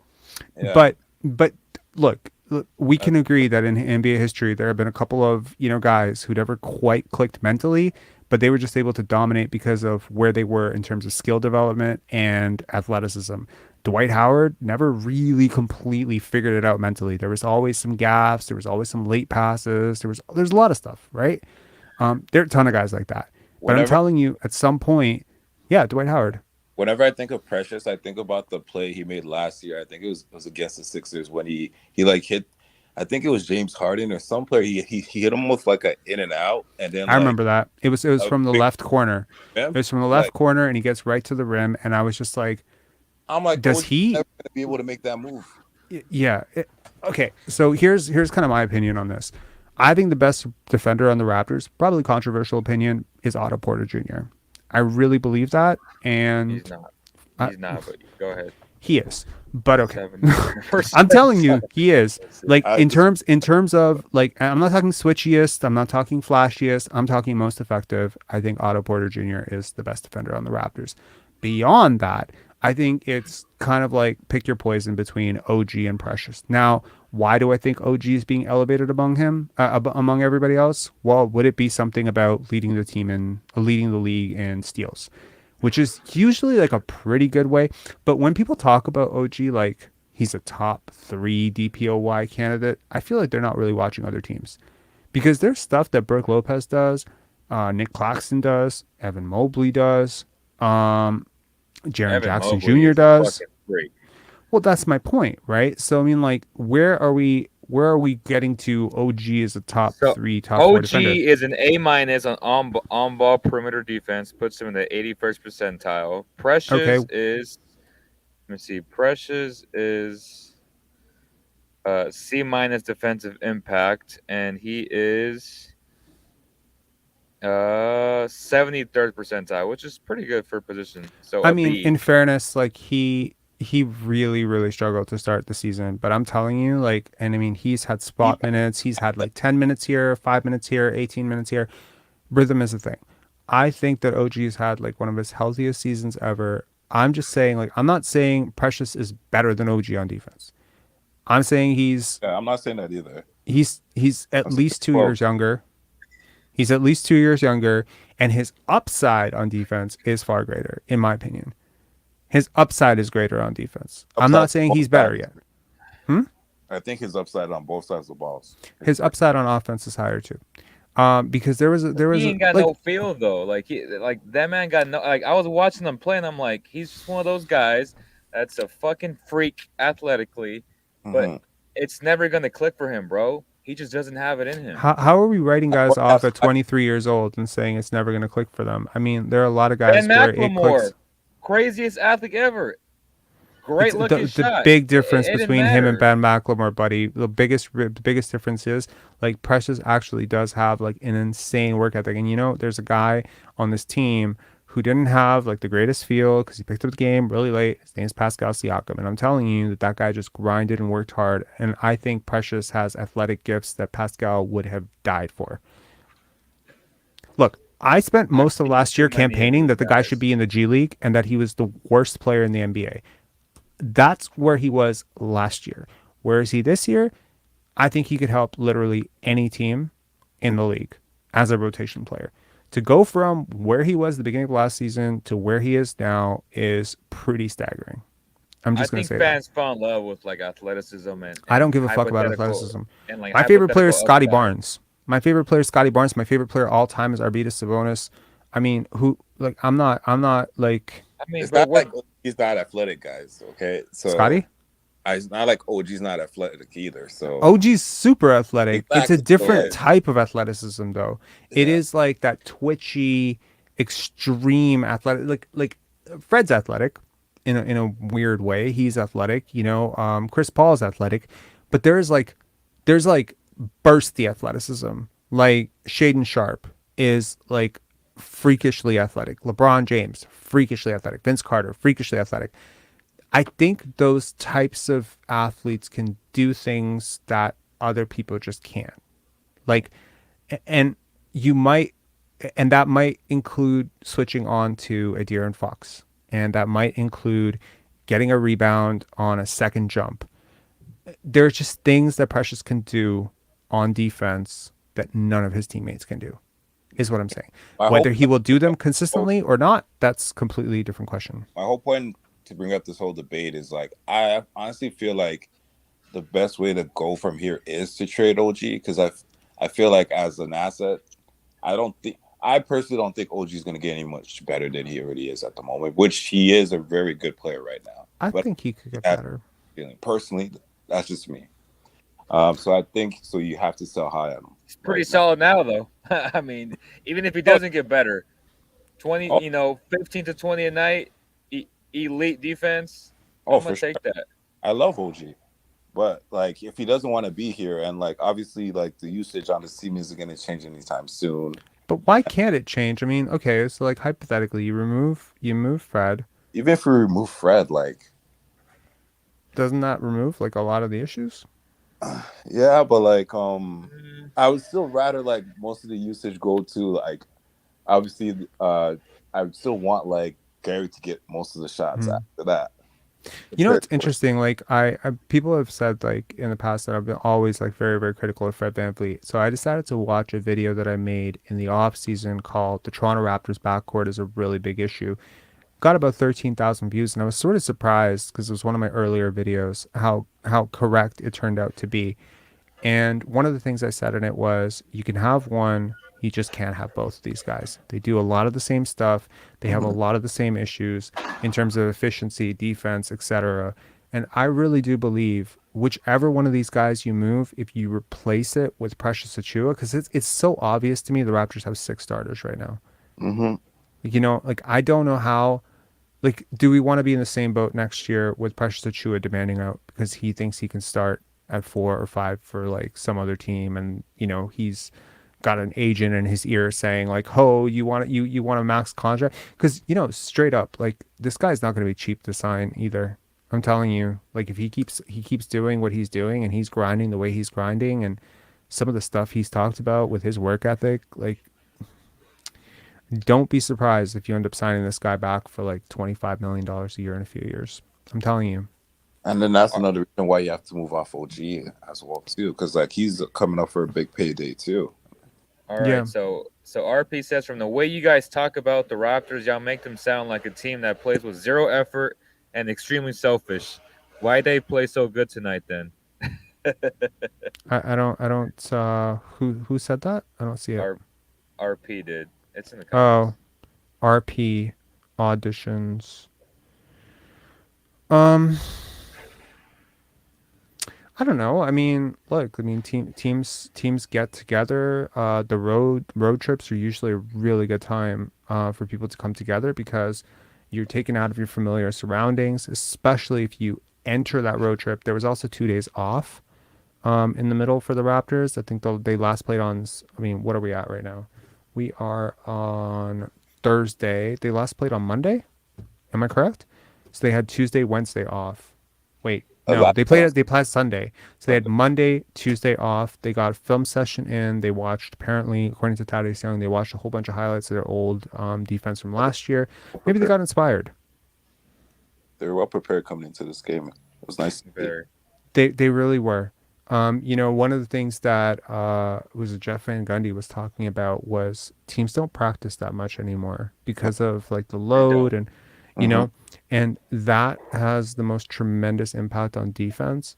And whereas most teams are just trying to outgun other teams and defense is kind of going by the wayside for a team like the Raptors, where like the focus coming into the season was if we don't guard, we don't win because our offense is dog shit. The lack of practice time, the lack of rest, especially like some of the scheduling stuff for the Raptors has been absolutely crazy. I think even this road trip is pretty crazy. I think it's seven games in 12 nights, right? So there's like a back-to-back here. You're in multiple cities. You're in one hotel, out the other hotel. It's a grind, It's just surprising to me that like the schedule can't be a little bit more spaced out for this team. Someone said Shane Battier for OG. Hell no. OG is better. Shane Battier as a comp? As a comp? No. Ron Artest is a solid comp. I like I'll give you that, Rob. Yeah. Ron Artest was really good. I mean, Shane Battier was also really good. One of my favorite players. He was incredible. People just don't understand what he brings. People just don't. People don't understand what guys like. I was looking at value of a replacement, right? As a stat, because typically, okay. So here's a fun fact. Do you know how many players Nikola Jokic has already passed on value of a replacement that are already in the NBA's top 75? It's crazy. Nikola Jokic. He's insane, bro. That guy's a freak. Makes no sense. Like he's 27 years old, and in half the games played, less than half the games played, he's already passed Steve Nash. He's 41st in usage rate in the NBA. That's crazy. That's crazy. I mean, it's just people love playing with him, but I'm just saying, like in terms of his actual impact on winning, like how he elevates that offense, like it is something otherworldly to try and even dissect it on a film. You're like, how did he see that? How did he do that? How is he impacting? He's setting screens to get guys open. He's communicating. Like I saw a lot of that tonight. Talk about that. Like, did you see Scottie? Like, okay, if I ask you, it's a very leading question here. If I ask you who was the most vocal Raptor tonight in terms of like the guy you heard on the court the most, who did you hear the most? And I'm not talking Pascal Siakam's every single time he drives. I was gonna say okay, that too. because that shit is like weird. But like obvious though. In terms of communication, it's obvious. I saw Fred talk a lot. I did. Who was up there with Fred though? OG. I didn't see OG talk a lot. I guess Guy is pretty animated. If I'm being honest, like he talks a lot. Watcho. He's so crazy. Yeah, I'd say between Fred and Scottie. Interesting. I just want Scottie to be unleashed at point guard so badly. Like just he's annoying. He's fun. Say he's fun to watch. Big, like it's so annoying. Like I've been having arguments with buddies of mine about like they don't believe that he can actually be a point guard. Like, why do you think that is? Like, is there some sort of like? Because I'm trying to understand this. Malachi's dad is calling him Dennis Rodman. Will Lou is basically saying he's a center. The Draymond and Ben Simmons shit will not die. What is it that I am missing about Scottie being a point? Ben Simmons is a point guard, though. I mean, Ben is a point guard, been considered a point guard like his whole life. No, I get it. I get what you're saying, but I mean, like he's not. He's a non-shooter. He's a liability from the line. He doesn't take any threes. Like, why are people comparing him when it's so obvious? Like to me, it's like, why? Like when I listen to the narrative. Why is Ben a point guard and not Scottie? That's the question. No, I think the question is, why is Cade a point guard and not Scottie? I think that's the question. Because here's the question. Like, when I listen to people talk about Cade, Jalen Suggs, Jalen Green, and listen to them talk about Scottie Barnes in terms of offensive role, fluidity, It's upside, because you Cade is would a think little that bit one of these smoother. guys is shooting like 20% from three and the other guy is shooting 40%. They're actually pretty much dead even. Like Scottie's pretty much shot, like for the vast majority of his career so far, he's shot better than Suggs and Cade from three. So why is he's made more threes this year than Cade? Like granted he's had more games, but like why I is was gonna this? say that. Yes, it's a little bit of a cheeky stat, but nevertheless, I mean, he had a game where he had 5 threes. He's had games where he's had 2 threes. He's had games. Ben Simmons is not doing this, and frankly, neither is Draymond Green. So why does the comparison? And fuck, don't even get me started. How many career threes did Dennis Rodman have? I'm just trying to understand. Is it because he's big? I Is think there that some sort of bias, like where because yeah. he's just so freaking advanced physically that people just can't see him as a guard because he's kind of built like a center? It would be like Dwight He's Howard a coming out freak, and being bro. like, "I'm a point guard now," you I know? really think In it's person, he's a freak. Yes, he is huge, and Yeah. it's exaggerated because it's like he's just all limbs and no torso. He's just limbs and legs. Have you noticed that? It's just Uh, all limbs and legs. He's just like one of the biggest human beings you ever see, and you're just like, this is a point guard. Then what the hell am I? You know? some somebody was trying to tell me they can't see him working out of the pick and roll consistent enough. And then I was like, I just don't think he's been put in that position, but I definitely think he could do it if he's put in that position enough. Hmm. RP says his ball handling is what separates them in terms of perceived value from the casual fan. I think that's a good point Yeah. because um, you know, as content creators, we understand that fans consume highlights, quick stuff on Instagram, what sells, handles, you know, quick like dope plays, and that's where I think a lot of people fall in love with the idea of, oh, you gotta have a insane Kyrie type of handle to be a point guard. The It doesn't reality is hurt. there's right there's different forms of being a point guard, aka a playmaker. LeBron doesn't have the greatest handle, but he's a point guard to me, whether people like it or not. Like to me, so yeah, it's all perception, bro. Like Yeah. Malachi's dad was probably drunk when he said that. It wouldn't Oh I wouldn't be man. surprised. So, Dennis Rodman is far from the truth. Like, there's no comparison whatsoever. Hall of Famer. But damn, Dennis Rodman, stop it. You know what's funny though? Ironically, the only part of that thing is true is that I always felt like Dennis Rodman didn't get enough credit for being the amazing passer that he was. Yeah. I'm just being honest. Like I think that was one of the most unheralded. I never hear that about Dennis. I mean, maybe I'm wrong. Maybe I'm hanging around with dummies, but I just hear a lot of people talk about his rebounding, his defense, his hustle. Well, his That I don't hear rebounding was people like talk about godly, though. his rebounding was godly, and Scotty's is Yes. not that. You know, if anything, you could compare Precious Achiuwa to Dennis Rodman a I- lot more favorably. As long as Fred's on the team, he'll never be seen as the actual point guard. You know what? Here's the thing. I don't think so. I think regardless, if you move Fred, people will still say the shit that Scottie isn't the point guard.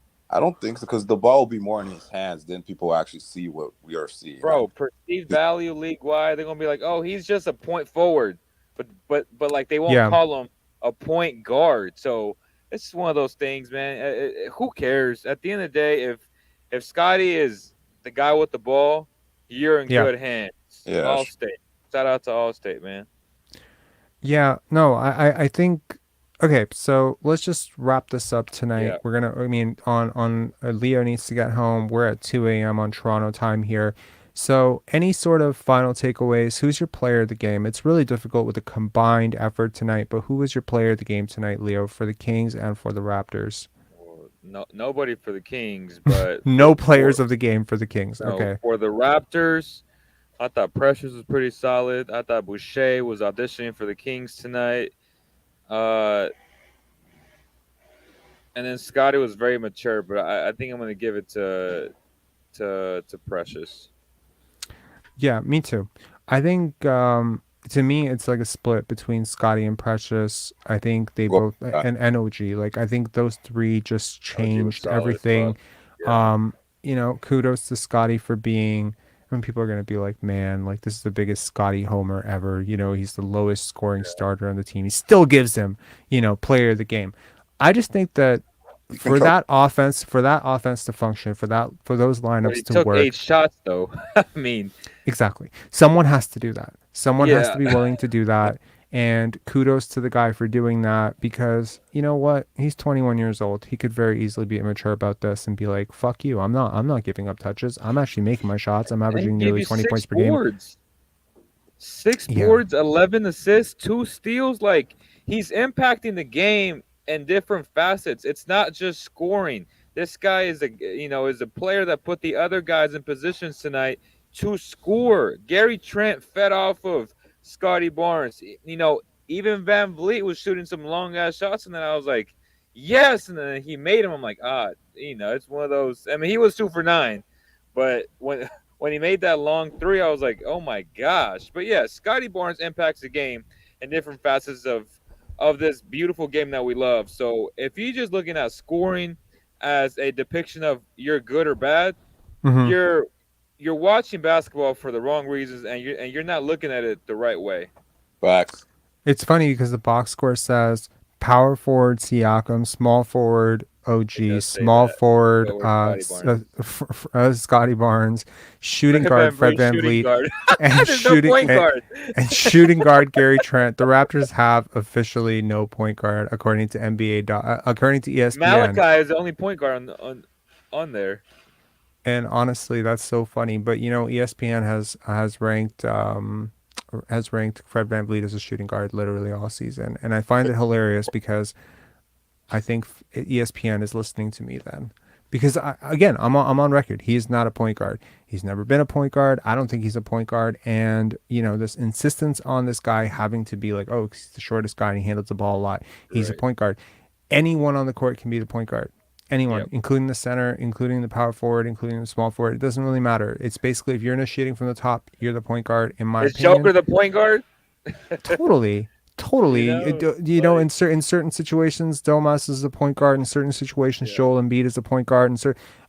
You telling me James Harden's not a point guard He's a because point guard. Tyrese Maxey's smaller? Come on, man. Like James Harden initiates that offense. He's running like 25 pick and rolls every single game. How is he not a point guard?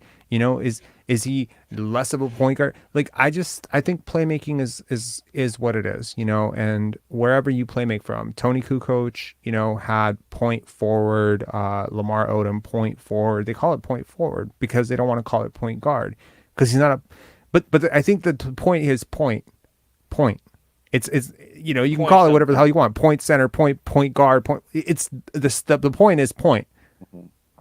Man, I get a T-shirt for To be that. fair, to go back to the Kings, I felt like Keegan Murray was fun as fudge to watch tonight. Mhm. He was 4-7 from beyond the arc. Yeah. I felt like Raptor fans got a good glimpse of what Keegan is, and talking to some of the media guys from the Raptors. I felt like they were like in agreement that in order to get OG here, it would take like a Keegan Murray. Obviously, both Rob and I have discussed that trade. Or we Mm-hmm. can draft his twin. Well, yeah. So his brother is a lefty. That's a guy that the Raptors could look at. Like anywhere from like 15 to like 30. Like he's pretty good. Mhm. I think he might go higher than that, but I think, yeah, I looked up and down the draft.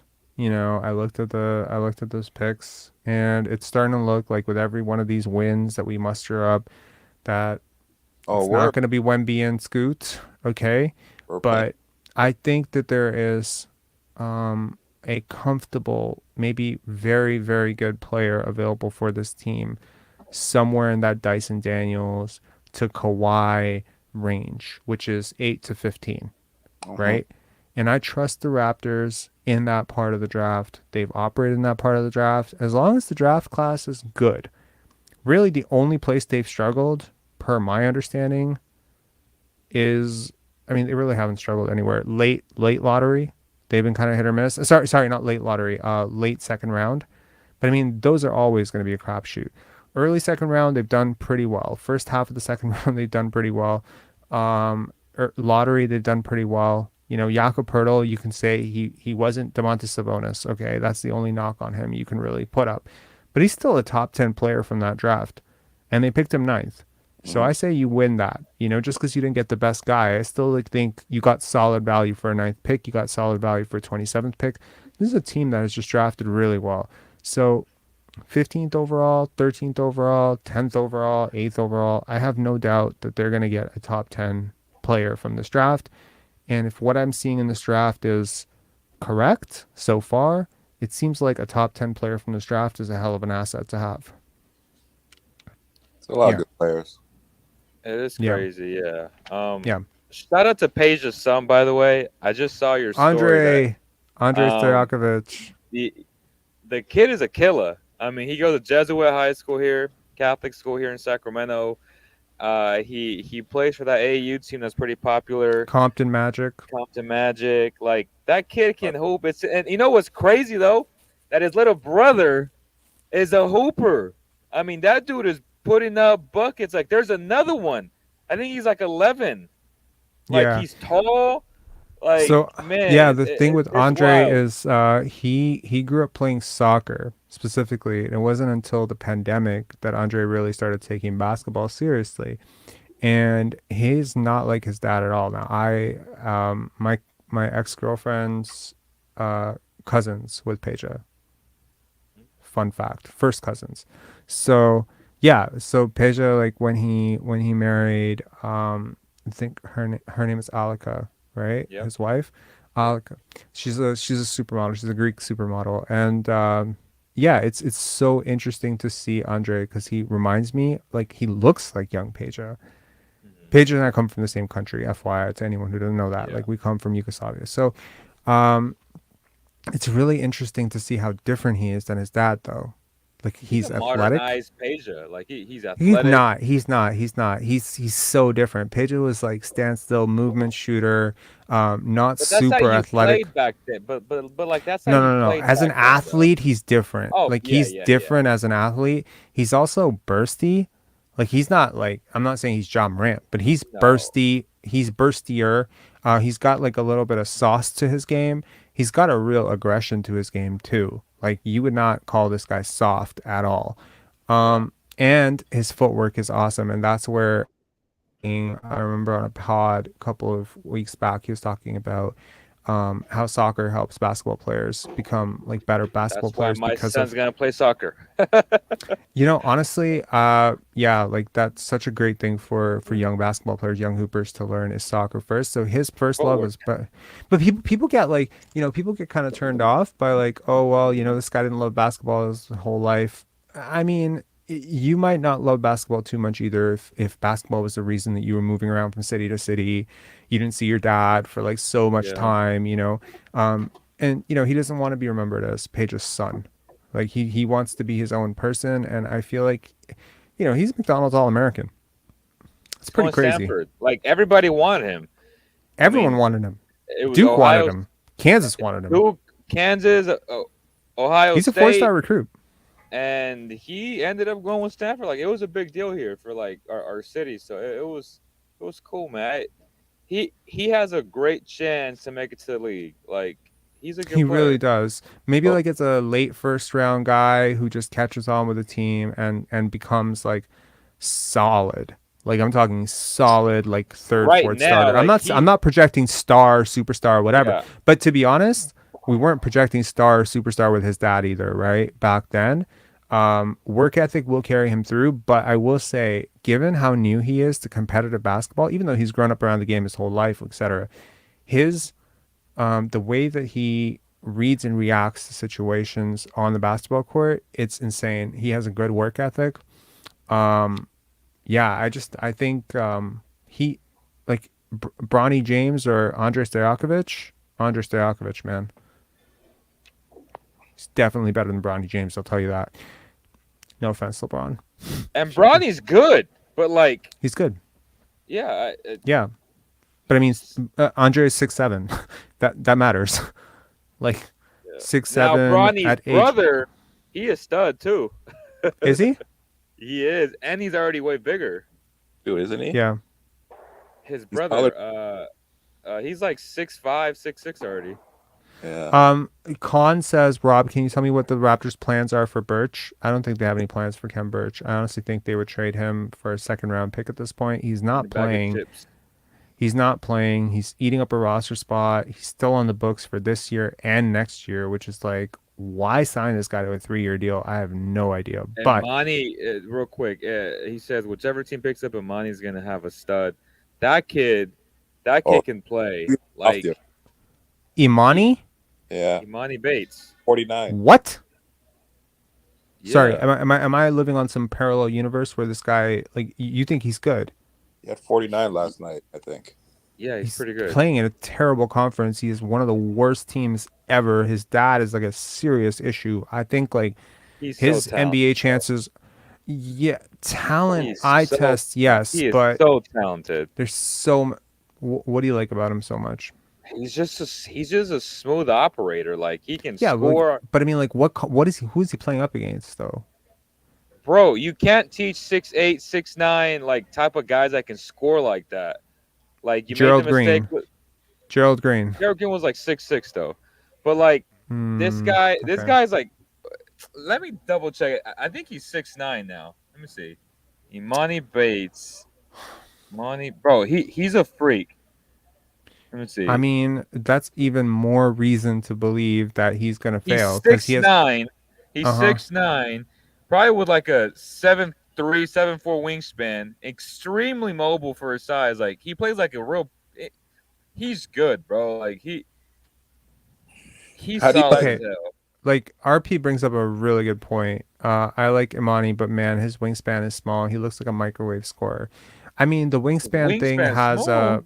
Let me see. yeah, it is. I think he's got a 6'7" wingspan. He's got really short arms. That was one of the biggest concerns about him as a prospect. I think the bigger concern about him as a prospect is the off court stuff, man. Like, I mean, like there was a lot of talk. I mean, if you're in the circles, you've heard it, Put up right? 43 last night. Again, who are you facing? Right? It's Toledo. I mean that's okay, not bad. dude. Okay, I think the best example here is Andrei Stojakovic, right? Like, okay, he put up 25 points per game for his high school team, right? He was still a 4-star recruit. Nobody ranked him top 100. Why? Because 25 points per game doesn't mean shit if you're not playing against anybody, right? Anyone could do that. Well, anybody could do that, but I mean, like He made any half 7 decent 6'7" guy. three-pointers. Okay, again, who's he facing? Bro, he's 6'9". Like it don't even matter. If You think he's bro, gonna go first round? We got LeBron saying, "My goodness, straight killer." That's insane. Let me see what he did, bro. Like this kid. If he has a couple more games like that, Someone's saying 43 points is still 43. No, it's not. No, it's not. Don't do that. That guy's a killer. He's going in the first. He's You going. think he's gonna go first round? And if he doesn't, someone's gonna be very happy with him.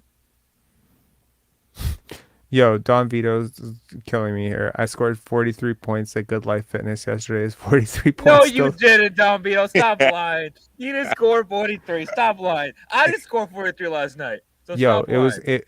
Don't stop hating on Don Vito. It was the first to 400 points. He scored 43 points. Okay. There you go. He scored 43. Okay. But I think the did. most I ever scored in a game was 26. I've never even touched 30.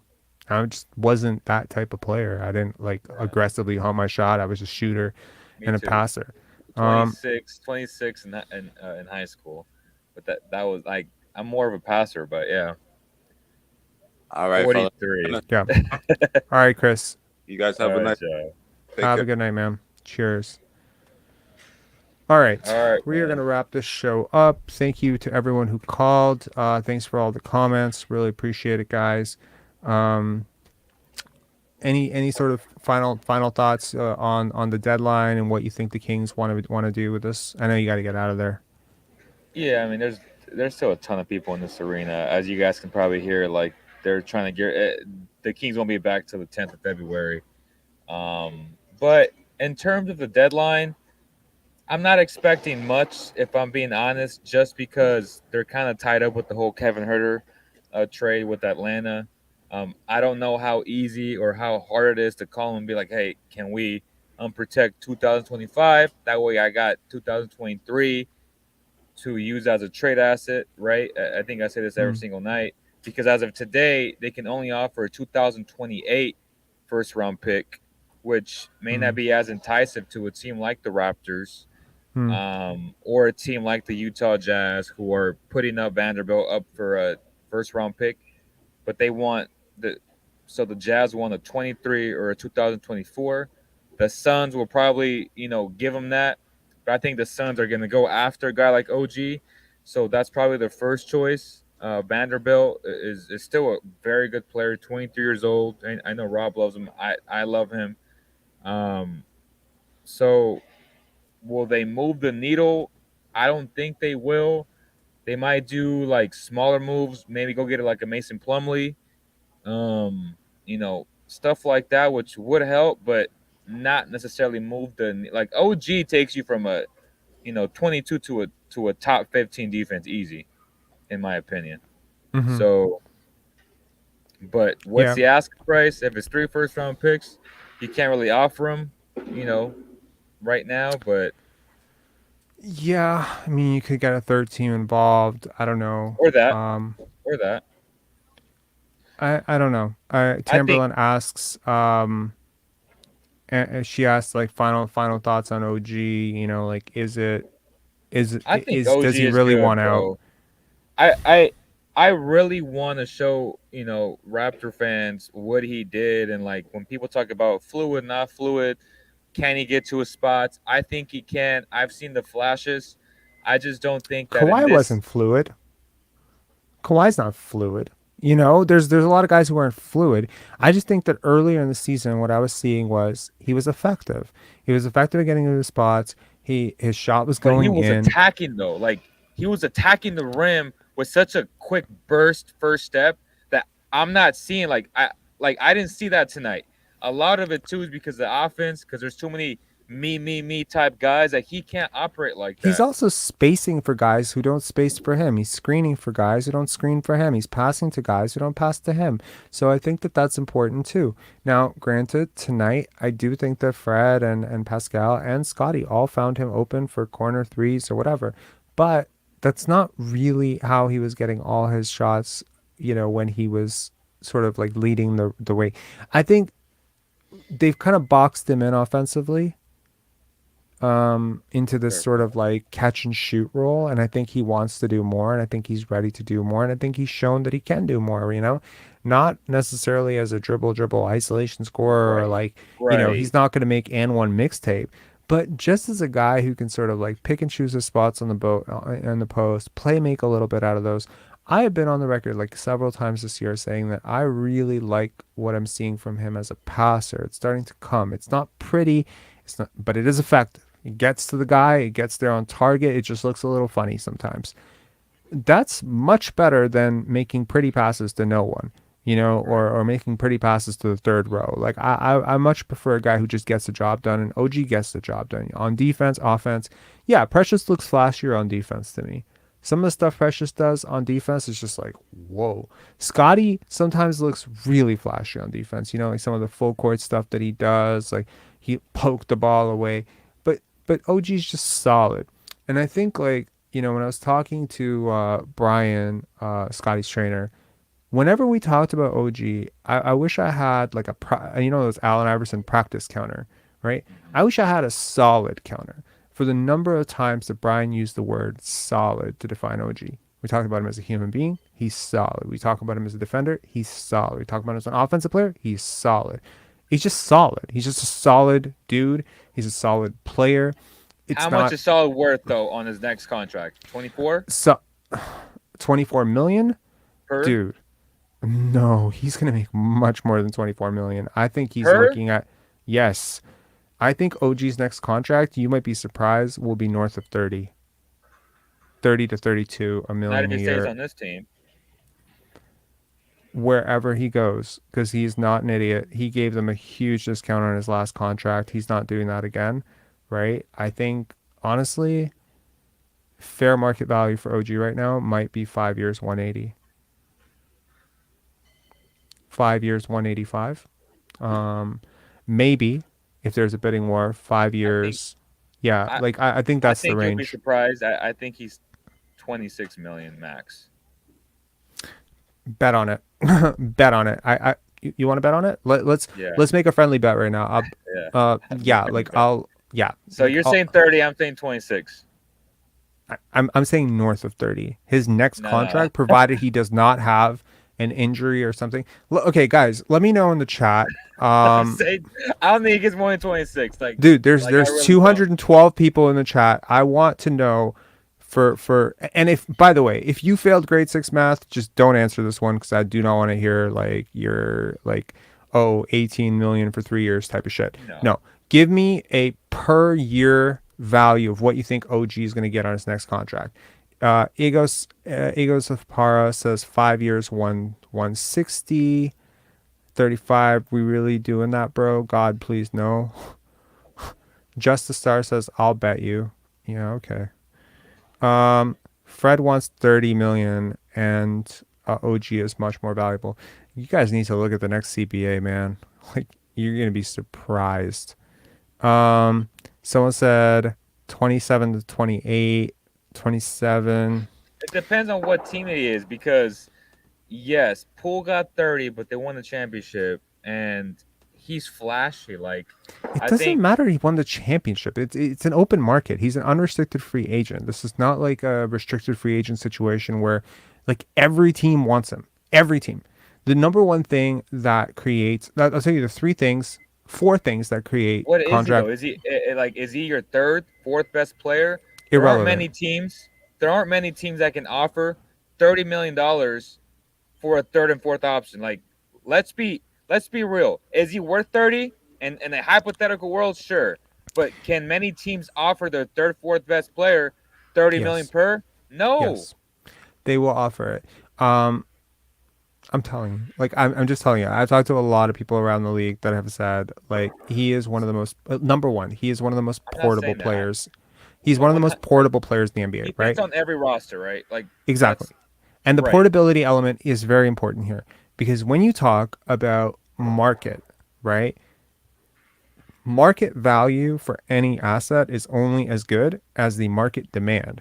If the market demand is all 30 teams, then the odds of a bidding war for that player's services go up drastically. That means that I'm not like, it highly will be contingent on, number one, how many teams actually have cap space. But when you look at it, 5 teams have cap space. He's going to be 26 years old. You're telling me he's not going to be the number one target for all of them? Because he's going to be number one or number two target for every single team, which means some team is going to have to outbid the other 5 teams that want him, that have the cap space to get him, which means that even if the team that ends up signing him wants to pay him. Going up? So how much is CBA going up? A lot. Roughly. Okay, we don't have exact numbers yet, but depending on whether it's cap smoothing or whether it's all in one chunk, which I think it'll probably be cap smoothing, even if it doesn't go up by like a lot, people already factor in the bump into the next contracts that they're going to sign. Plus, he's not signing his contract like right now. He's going to sign it this offseason with the Raptors, or he's going to play out next season and decline his player op. Right. So he has this season, and then the next season is a player option. Yes. No. No. Next season he's on contract. The year after is a player option. So he will decline his player option. It's this year and next season. It's a year and a half. So you have him on contract next year.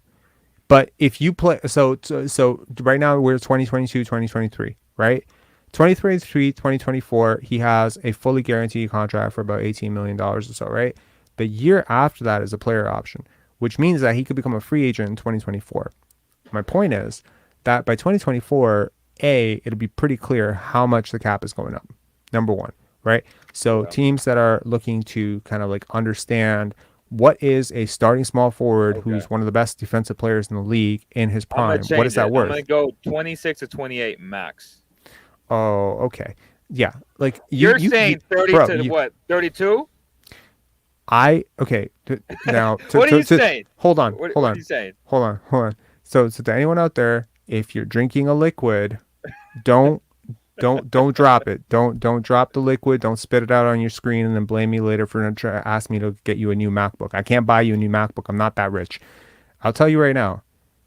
I would not be surprised if his next contract is north of 35 million. Jesus. Hell You'd be no. surprised. You will be surprised.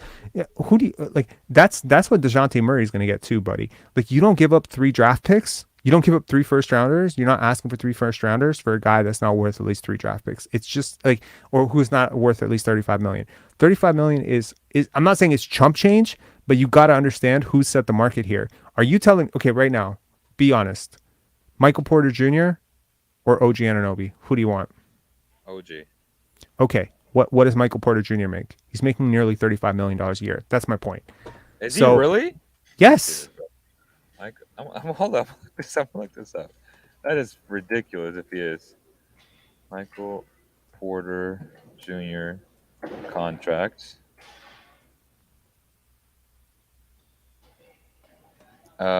He's not making $35 million. Yes, he is. It's an annual average of 35 million. He signed a 5-year 179,299. He signed a 5-year 180. The average contract value of that over 5 years is 35.89 million. What are you talking about? He is. Yeah, So he's making 30 this year, and it progressively goes up. to 40. all the way Yes, to- God diggity, the Nuggets are stupid. But they're not stupid, but you have to understand. Look, this happens every year. I come from a finance background, so I feel like I have like a serious obligation to explain this. No, but there's a lot Every- of stuff in this contract though. So during his 2026 season, it's only 12 million guaranteed.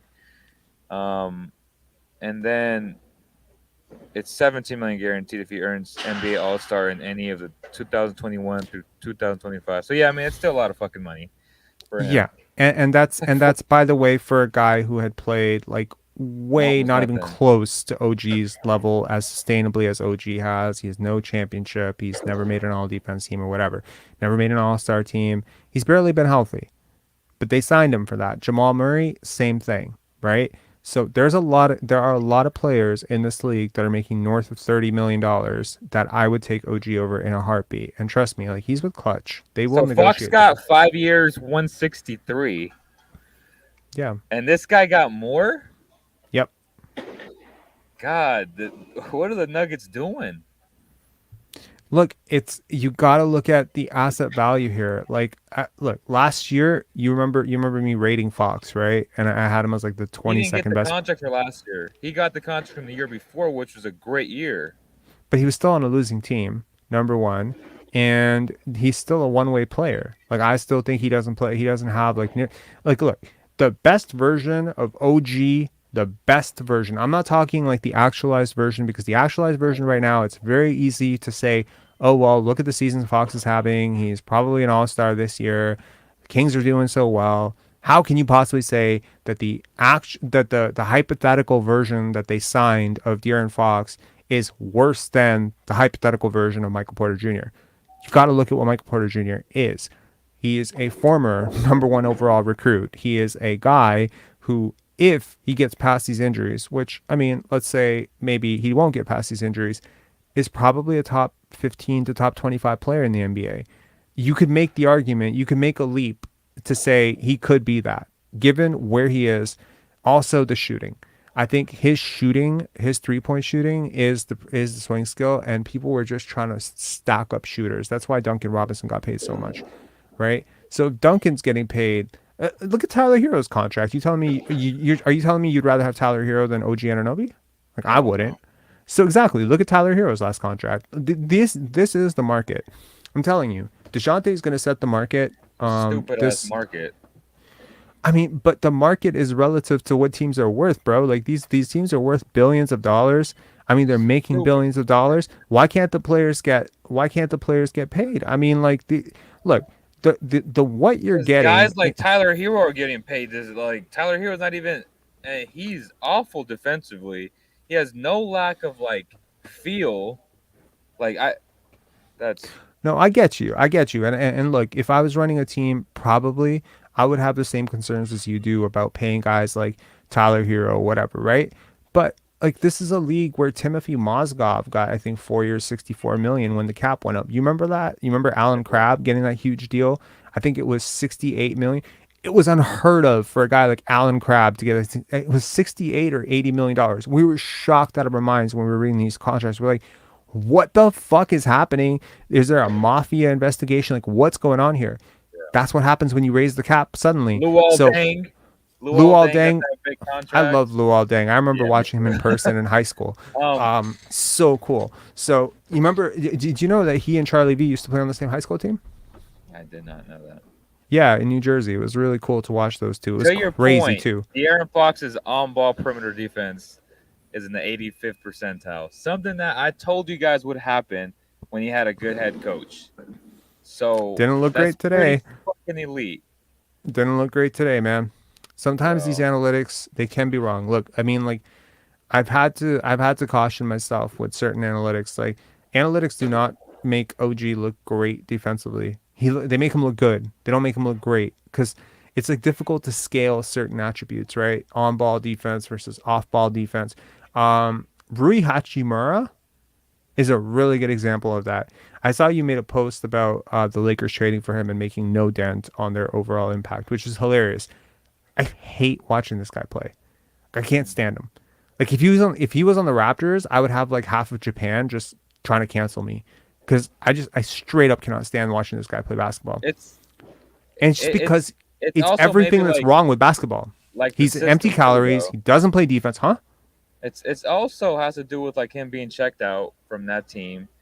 Why? Overall, Who the fuck are 'cause you that to get team- checked out of that team? Like that you've team done sucks. nothing. You're a big reason why they're losing. They drafted you with it was a lottery pick, right? It was like a late, like it was a mid first or a lottery pick. I mean, come on. He doesn't play. Beal doesn't play that much. I just don't get it. I think, to people saying like, oh my God, the Lakers fleeced, the Wizards. I think that's crazy. I guarantee you that, like, I'll bet money on it. Every single one of those second round picks, there will be a player picked at that pick or later that's better than him. Every one of them. So, yeah, like I'm positive. This guy makes, like people don't understand it because they're like, look, 30 points, 25 points. And I'm like, oh, it doesn't matter. It's like the efficiency, the defense, he's costing you so much. He's so checked out mentally. He does not pay attention. He doesn't have like that super burst or lateral quickness. It's just it's just, I don't know. It's a long war that I've been on with, yeah. Yeah. All right. Okay. We're at 2 hours. We're gonna call it a night. Always a pleasure to do these. What? Tyler did get paid though. I'm shocked that I really forgot about that. Yeah. Kyle Lowry got paid too. I mean, we're talking like 3 years ago. Kyle Lowry is able to get $30+ million. You're telling me OG Anunoby in his prime is not worth 30? You sure about the 26 to 28 still? I'm not saying now you're thinking like, oh man, it's gonna be 40, isn't it? Yeah, it might be. With the new CBA, I'm honestly like, by the way, when I say 35, that's a conservative estimate. I legitimately feel like some team is gonna outbid themselves and go for 40 if they have the cap space. And by the way, there are a lot of teams under the cap that want them. And there are all these other teams that could get under the cap, even more under the cap. What's Sabonis gonna get then? So Sabonis is not as portable as him. So you can say he's better. But Sabonis on the Kings are like, so if OG gonna get 30, then Sabonis gonna get 40? I think they could probably end up getting the same amount. And you're gonna say that's crazy, and you're gonna say it's not fair because Sabonis is a better player. But defense is a part of winning. Portability is a part of winning. Switchability is a part of winning. Every one of these things is, look, people never understood why Rudy Gobert gets paid $50 million, right? They probably still don't. They probably think he stole money, that he sold, that he, like, whatever. But, okay. But the point here is he still got paid that money. And there's a lot of teams out there that probably would have paid something close to that, right? Back then. Because he was in his prime.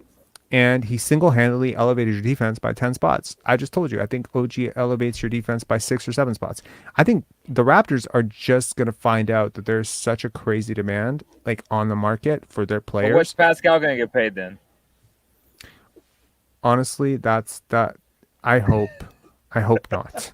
The difference with Pascal, A, not as portable. Number two, not as likable.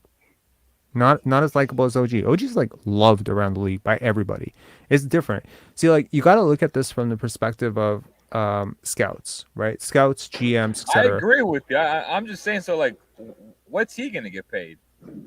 This CBA is stupid. 25% of the cap. If he makes All NBA, 35% of the cap, and that cap figure could be insane. So Pascal Siakam on his next contract, like look, there's an article I read on what Fred wants on his next contract. Fred deserves like 18. Right, but he is basically said no to 30 almost, right? So That's why he fired his agent, Parlay Sports. They lost the parlay with him. That's funny. I honestly think there's a very good chance that you could say Fred wants 40 a year. That's what he's really gunning for. 40 a year. Yeah, he wants like 120 or like 120 3 years or 164 years or 205 years, that type of deal. I'm not saying 205 years. I know there's a report that he wants 130. I think he said 130 instead of 114. But I'm telling you, like if he had like a crazy good year, like he would probably be trying to set the bar at like 150 for 150 for 4 he years. Is drunk. No, he is totally, and therein lies the question of can he negotiate that type of contract when he's kind of not in his prime anymore, like he's kind of exiting his prime. Number two, most teams are already set at point, but the league, like most teams are not set at small forward. Notice, right? There's a lot of teams that are kind of like iffy about who their starting small forward is. Consider who are the teams that are iffy about their starting small forward. Does Indiana have like a great small forward? No. Does Cleveland have a great starting small forward? No. Does Miami have a great starting small forward? I mean, you could say Jimmy Butler. Does Philadelphia have a great starting small forward? Especially when you start considering that OG could actually switch. Jimmy Butler, stop it. Jimmy Butler is special in the playoffs. Okay, but Jimmy Butler is also 33 years old.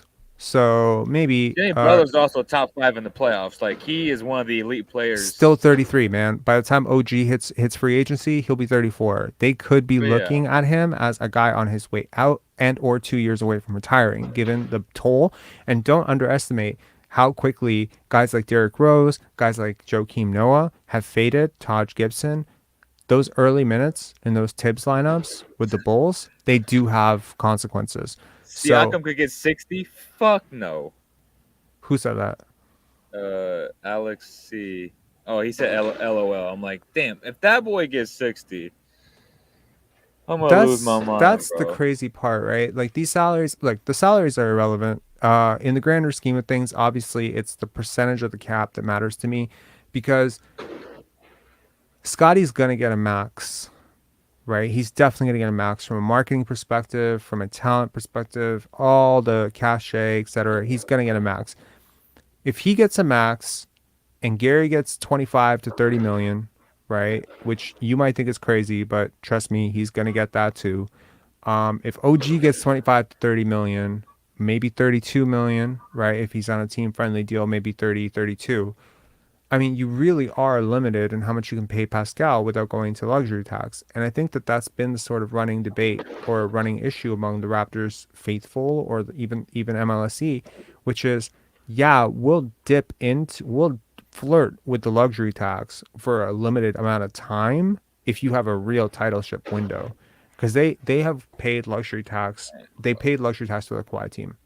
I'm going to go to sleep tonight depressed listening Why? to these numbers. I'm just like, what are we doing with our lives?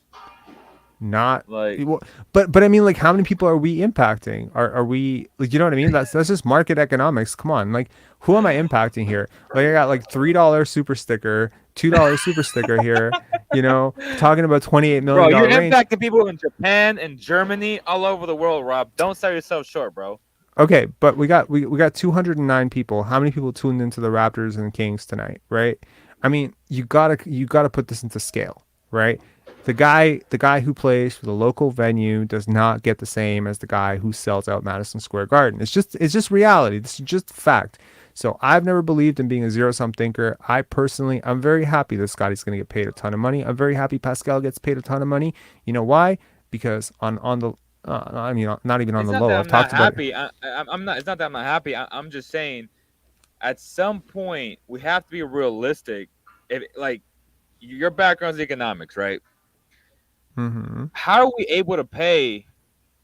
And this country is in such debt. Like, pay these players this much money, though. Because basketball is not about America anymore. It's global, right? The streaming rights, the TV rights, the jersey sales, merch sales, it's global.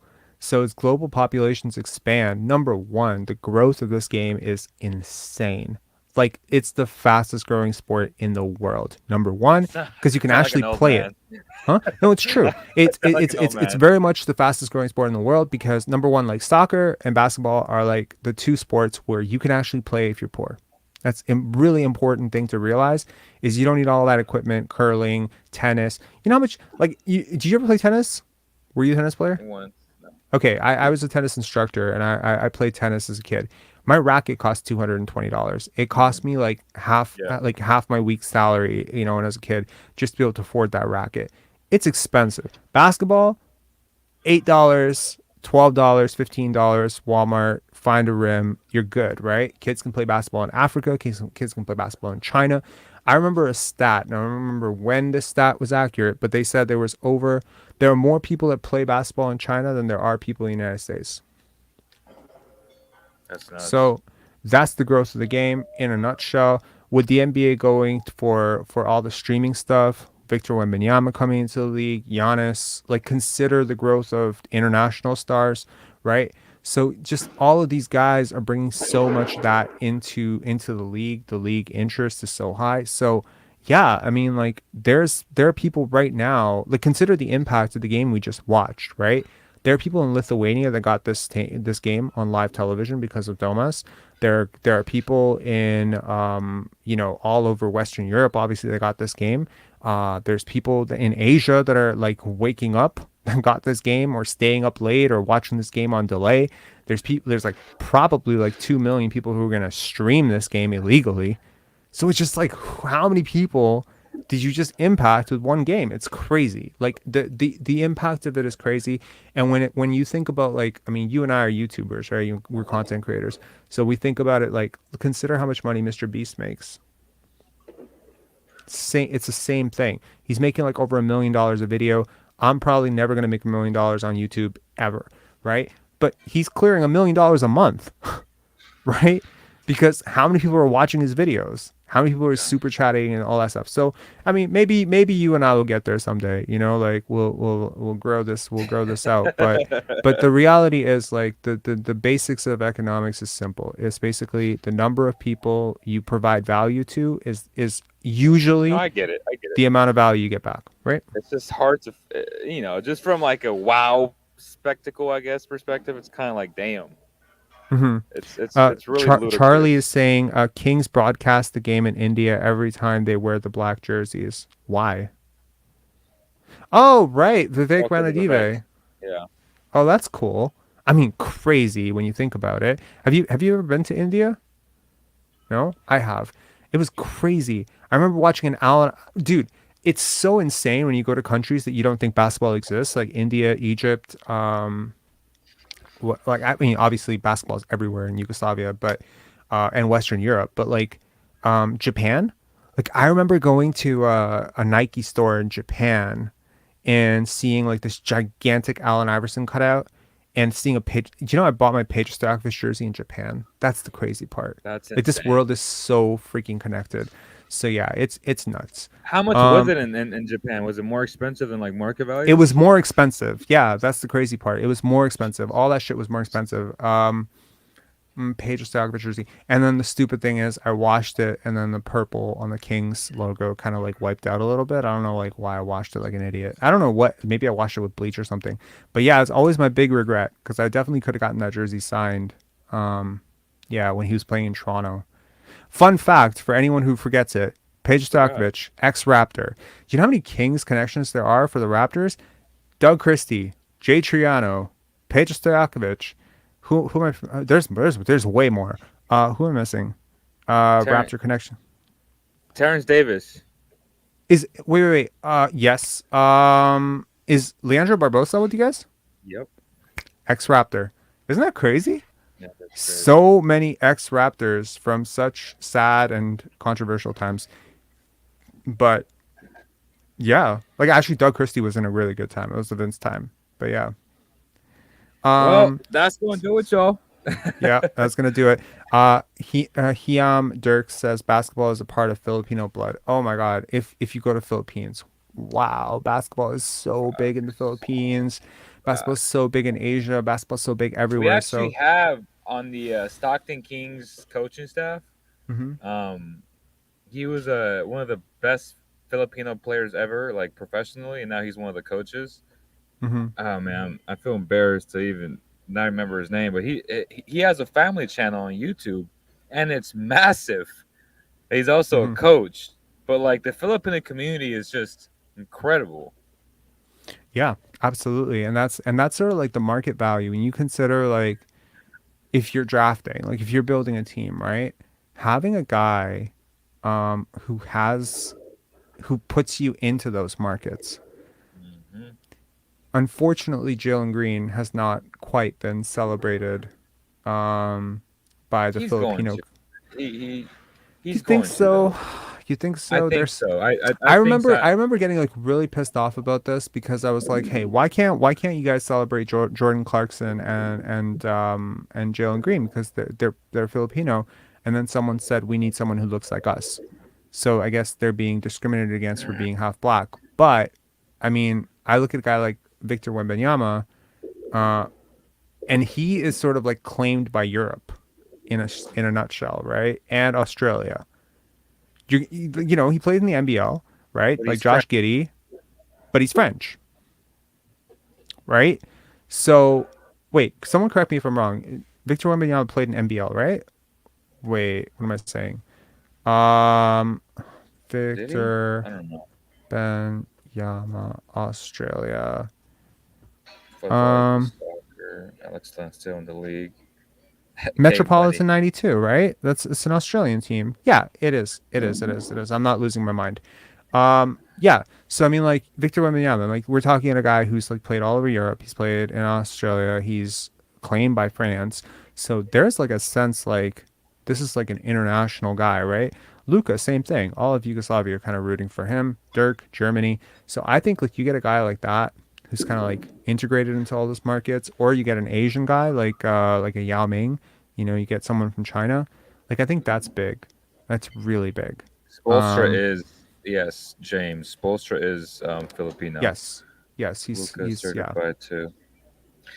Well, wait, no, wait a second. He says Metro 92 is in Paris. Is it? Oh, I have no. I've never been to Paris. I've watched movies about Paris, but I haven't been to Paris. Hold on. Okay. There we go. Here, 8 days ago. Yes, you are right. You're right. It is in Paris. So he nearly played an Australian NBL. Correct. There's an article here. The NBL has hosted the world's hottest young prospects, but can reveal just how close. One of the most incredible. Yeah. Okay. So shout out to K Money though, man. Like this guy was funny. K Money. In the end, Wembanyama signed the French league as a pathway to America, but the Australian league was a serious contender. Yeah, I don't know. Like I thought like, yeah. I mean, okay. Someone says sounds like a radio station. Laugh my ass off. Okay. Dan Vito saying hasn't played in the NBL. My bad, guys. I've never I've watched tape of Wembanyama full games, not so much. Full league games, not much. So far, I'm very, very early in my Wembanyama scouting. I apologize. Yeah. All right. Cool. All right. Let's talk next time. The Raptors are down to the Kings this year. We're not meeting in the finals, so we'll do like a Raptors video at some point, I'm sure. Best All of right, luck guys. to you guys into the trade deadline. I hope you get what you're looking for. Yeah. Well, if we get a Raptor, then we definitely got to do a show. Oh my God. Yeah. Yo, Leo and I were talking over the weekend about all the Raptors stuff. Sorry, this past week about all the Raptors stuff. And he wrote this thing, don't bro, I think he said, bro, don't worry, Scottie's not getting traded, something like that, right? And every freaking time I open Facebook, that message pops up and I see Scottie traded, bro. And I have a heart attack. And then I'm like, don't worry, Scottie, knocking. I'm like, because it looks like a new message every time. I don't know if Facebook's glitching or something, but it's like every single time I get a new message from bro, don't worry, Scottie's not getting traded. But my brain scans it so quickly, Scottie traded, bro. I'm like, fuck. So yeah. Yes. Okay. Shay's going to the Kings. I don't even know how Siakam and Van Vliet and OG like stands are handling this right now, because I don't know how I would handle rumors that Scottie was on the block or that Scottie wanted out. I would be very sad. Sincerely, I'd be very sad. Anyway, good win for the Raptors tonight. Not the result some of us were hoping for. And, in a weird way, you guys just listened to a win for a team that was trying to lose against a loss against a team that was trying to win. Nobody wins here tonight. Everyone's a loser, but hopefully we had a good discussion about it anyways. Sorry about the rough start to this, but hopefully it made it fun the rest of the way. All right, take care, guys. Have a good one, and peace. Drive home safe. See you, man. Oh, and make sure to hit subscribe on Basketball Zone if you're watching this on Basketball Zone. If you're not watching this on Basketball Zone, you want to support Basketball Zone, definitely go over and check their channel out. Literally, do you want me to just quickly, you know what I'm going to do? Because I just want to quickly type this in I'm going to type it into the chat so that you guys can go and support Basketball Zone as well.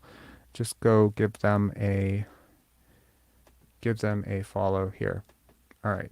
And Basketball Zone is on, you can get it on a podcast as well, so you can probably listen to it. Here you go. So just wrote it into the chat. Definitely go check that out. And to everyone who called today, Tamberlin, obviously thanks to Leo for doing this. Thanks to all of you for checking it out. And make sure to hit like and subscribe if you haven't already. And I'll catch you guys next time. Bye.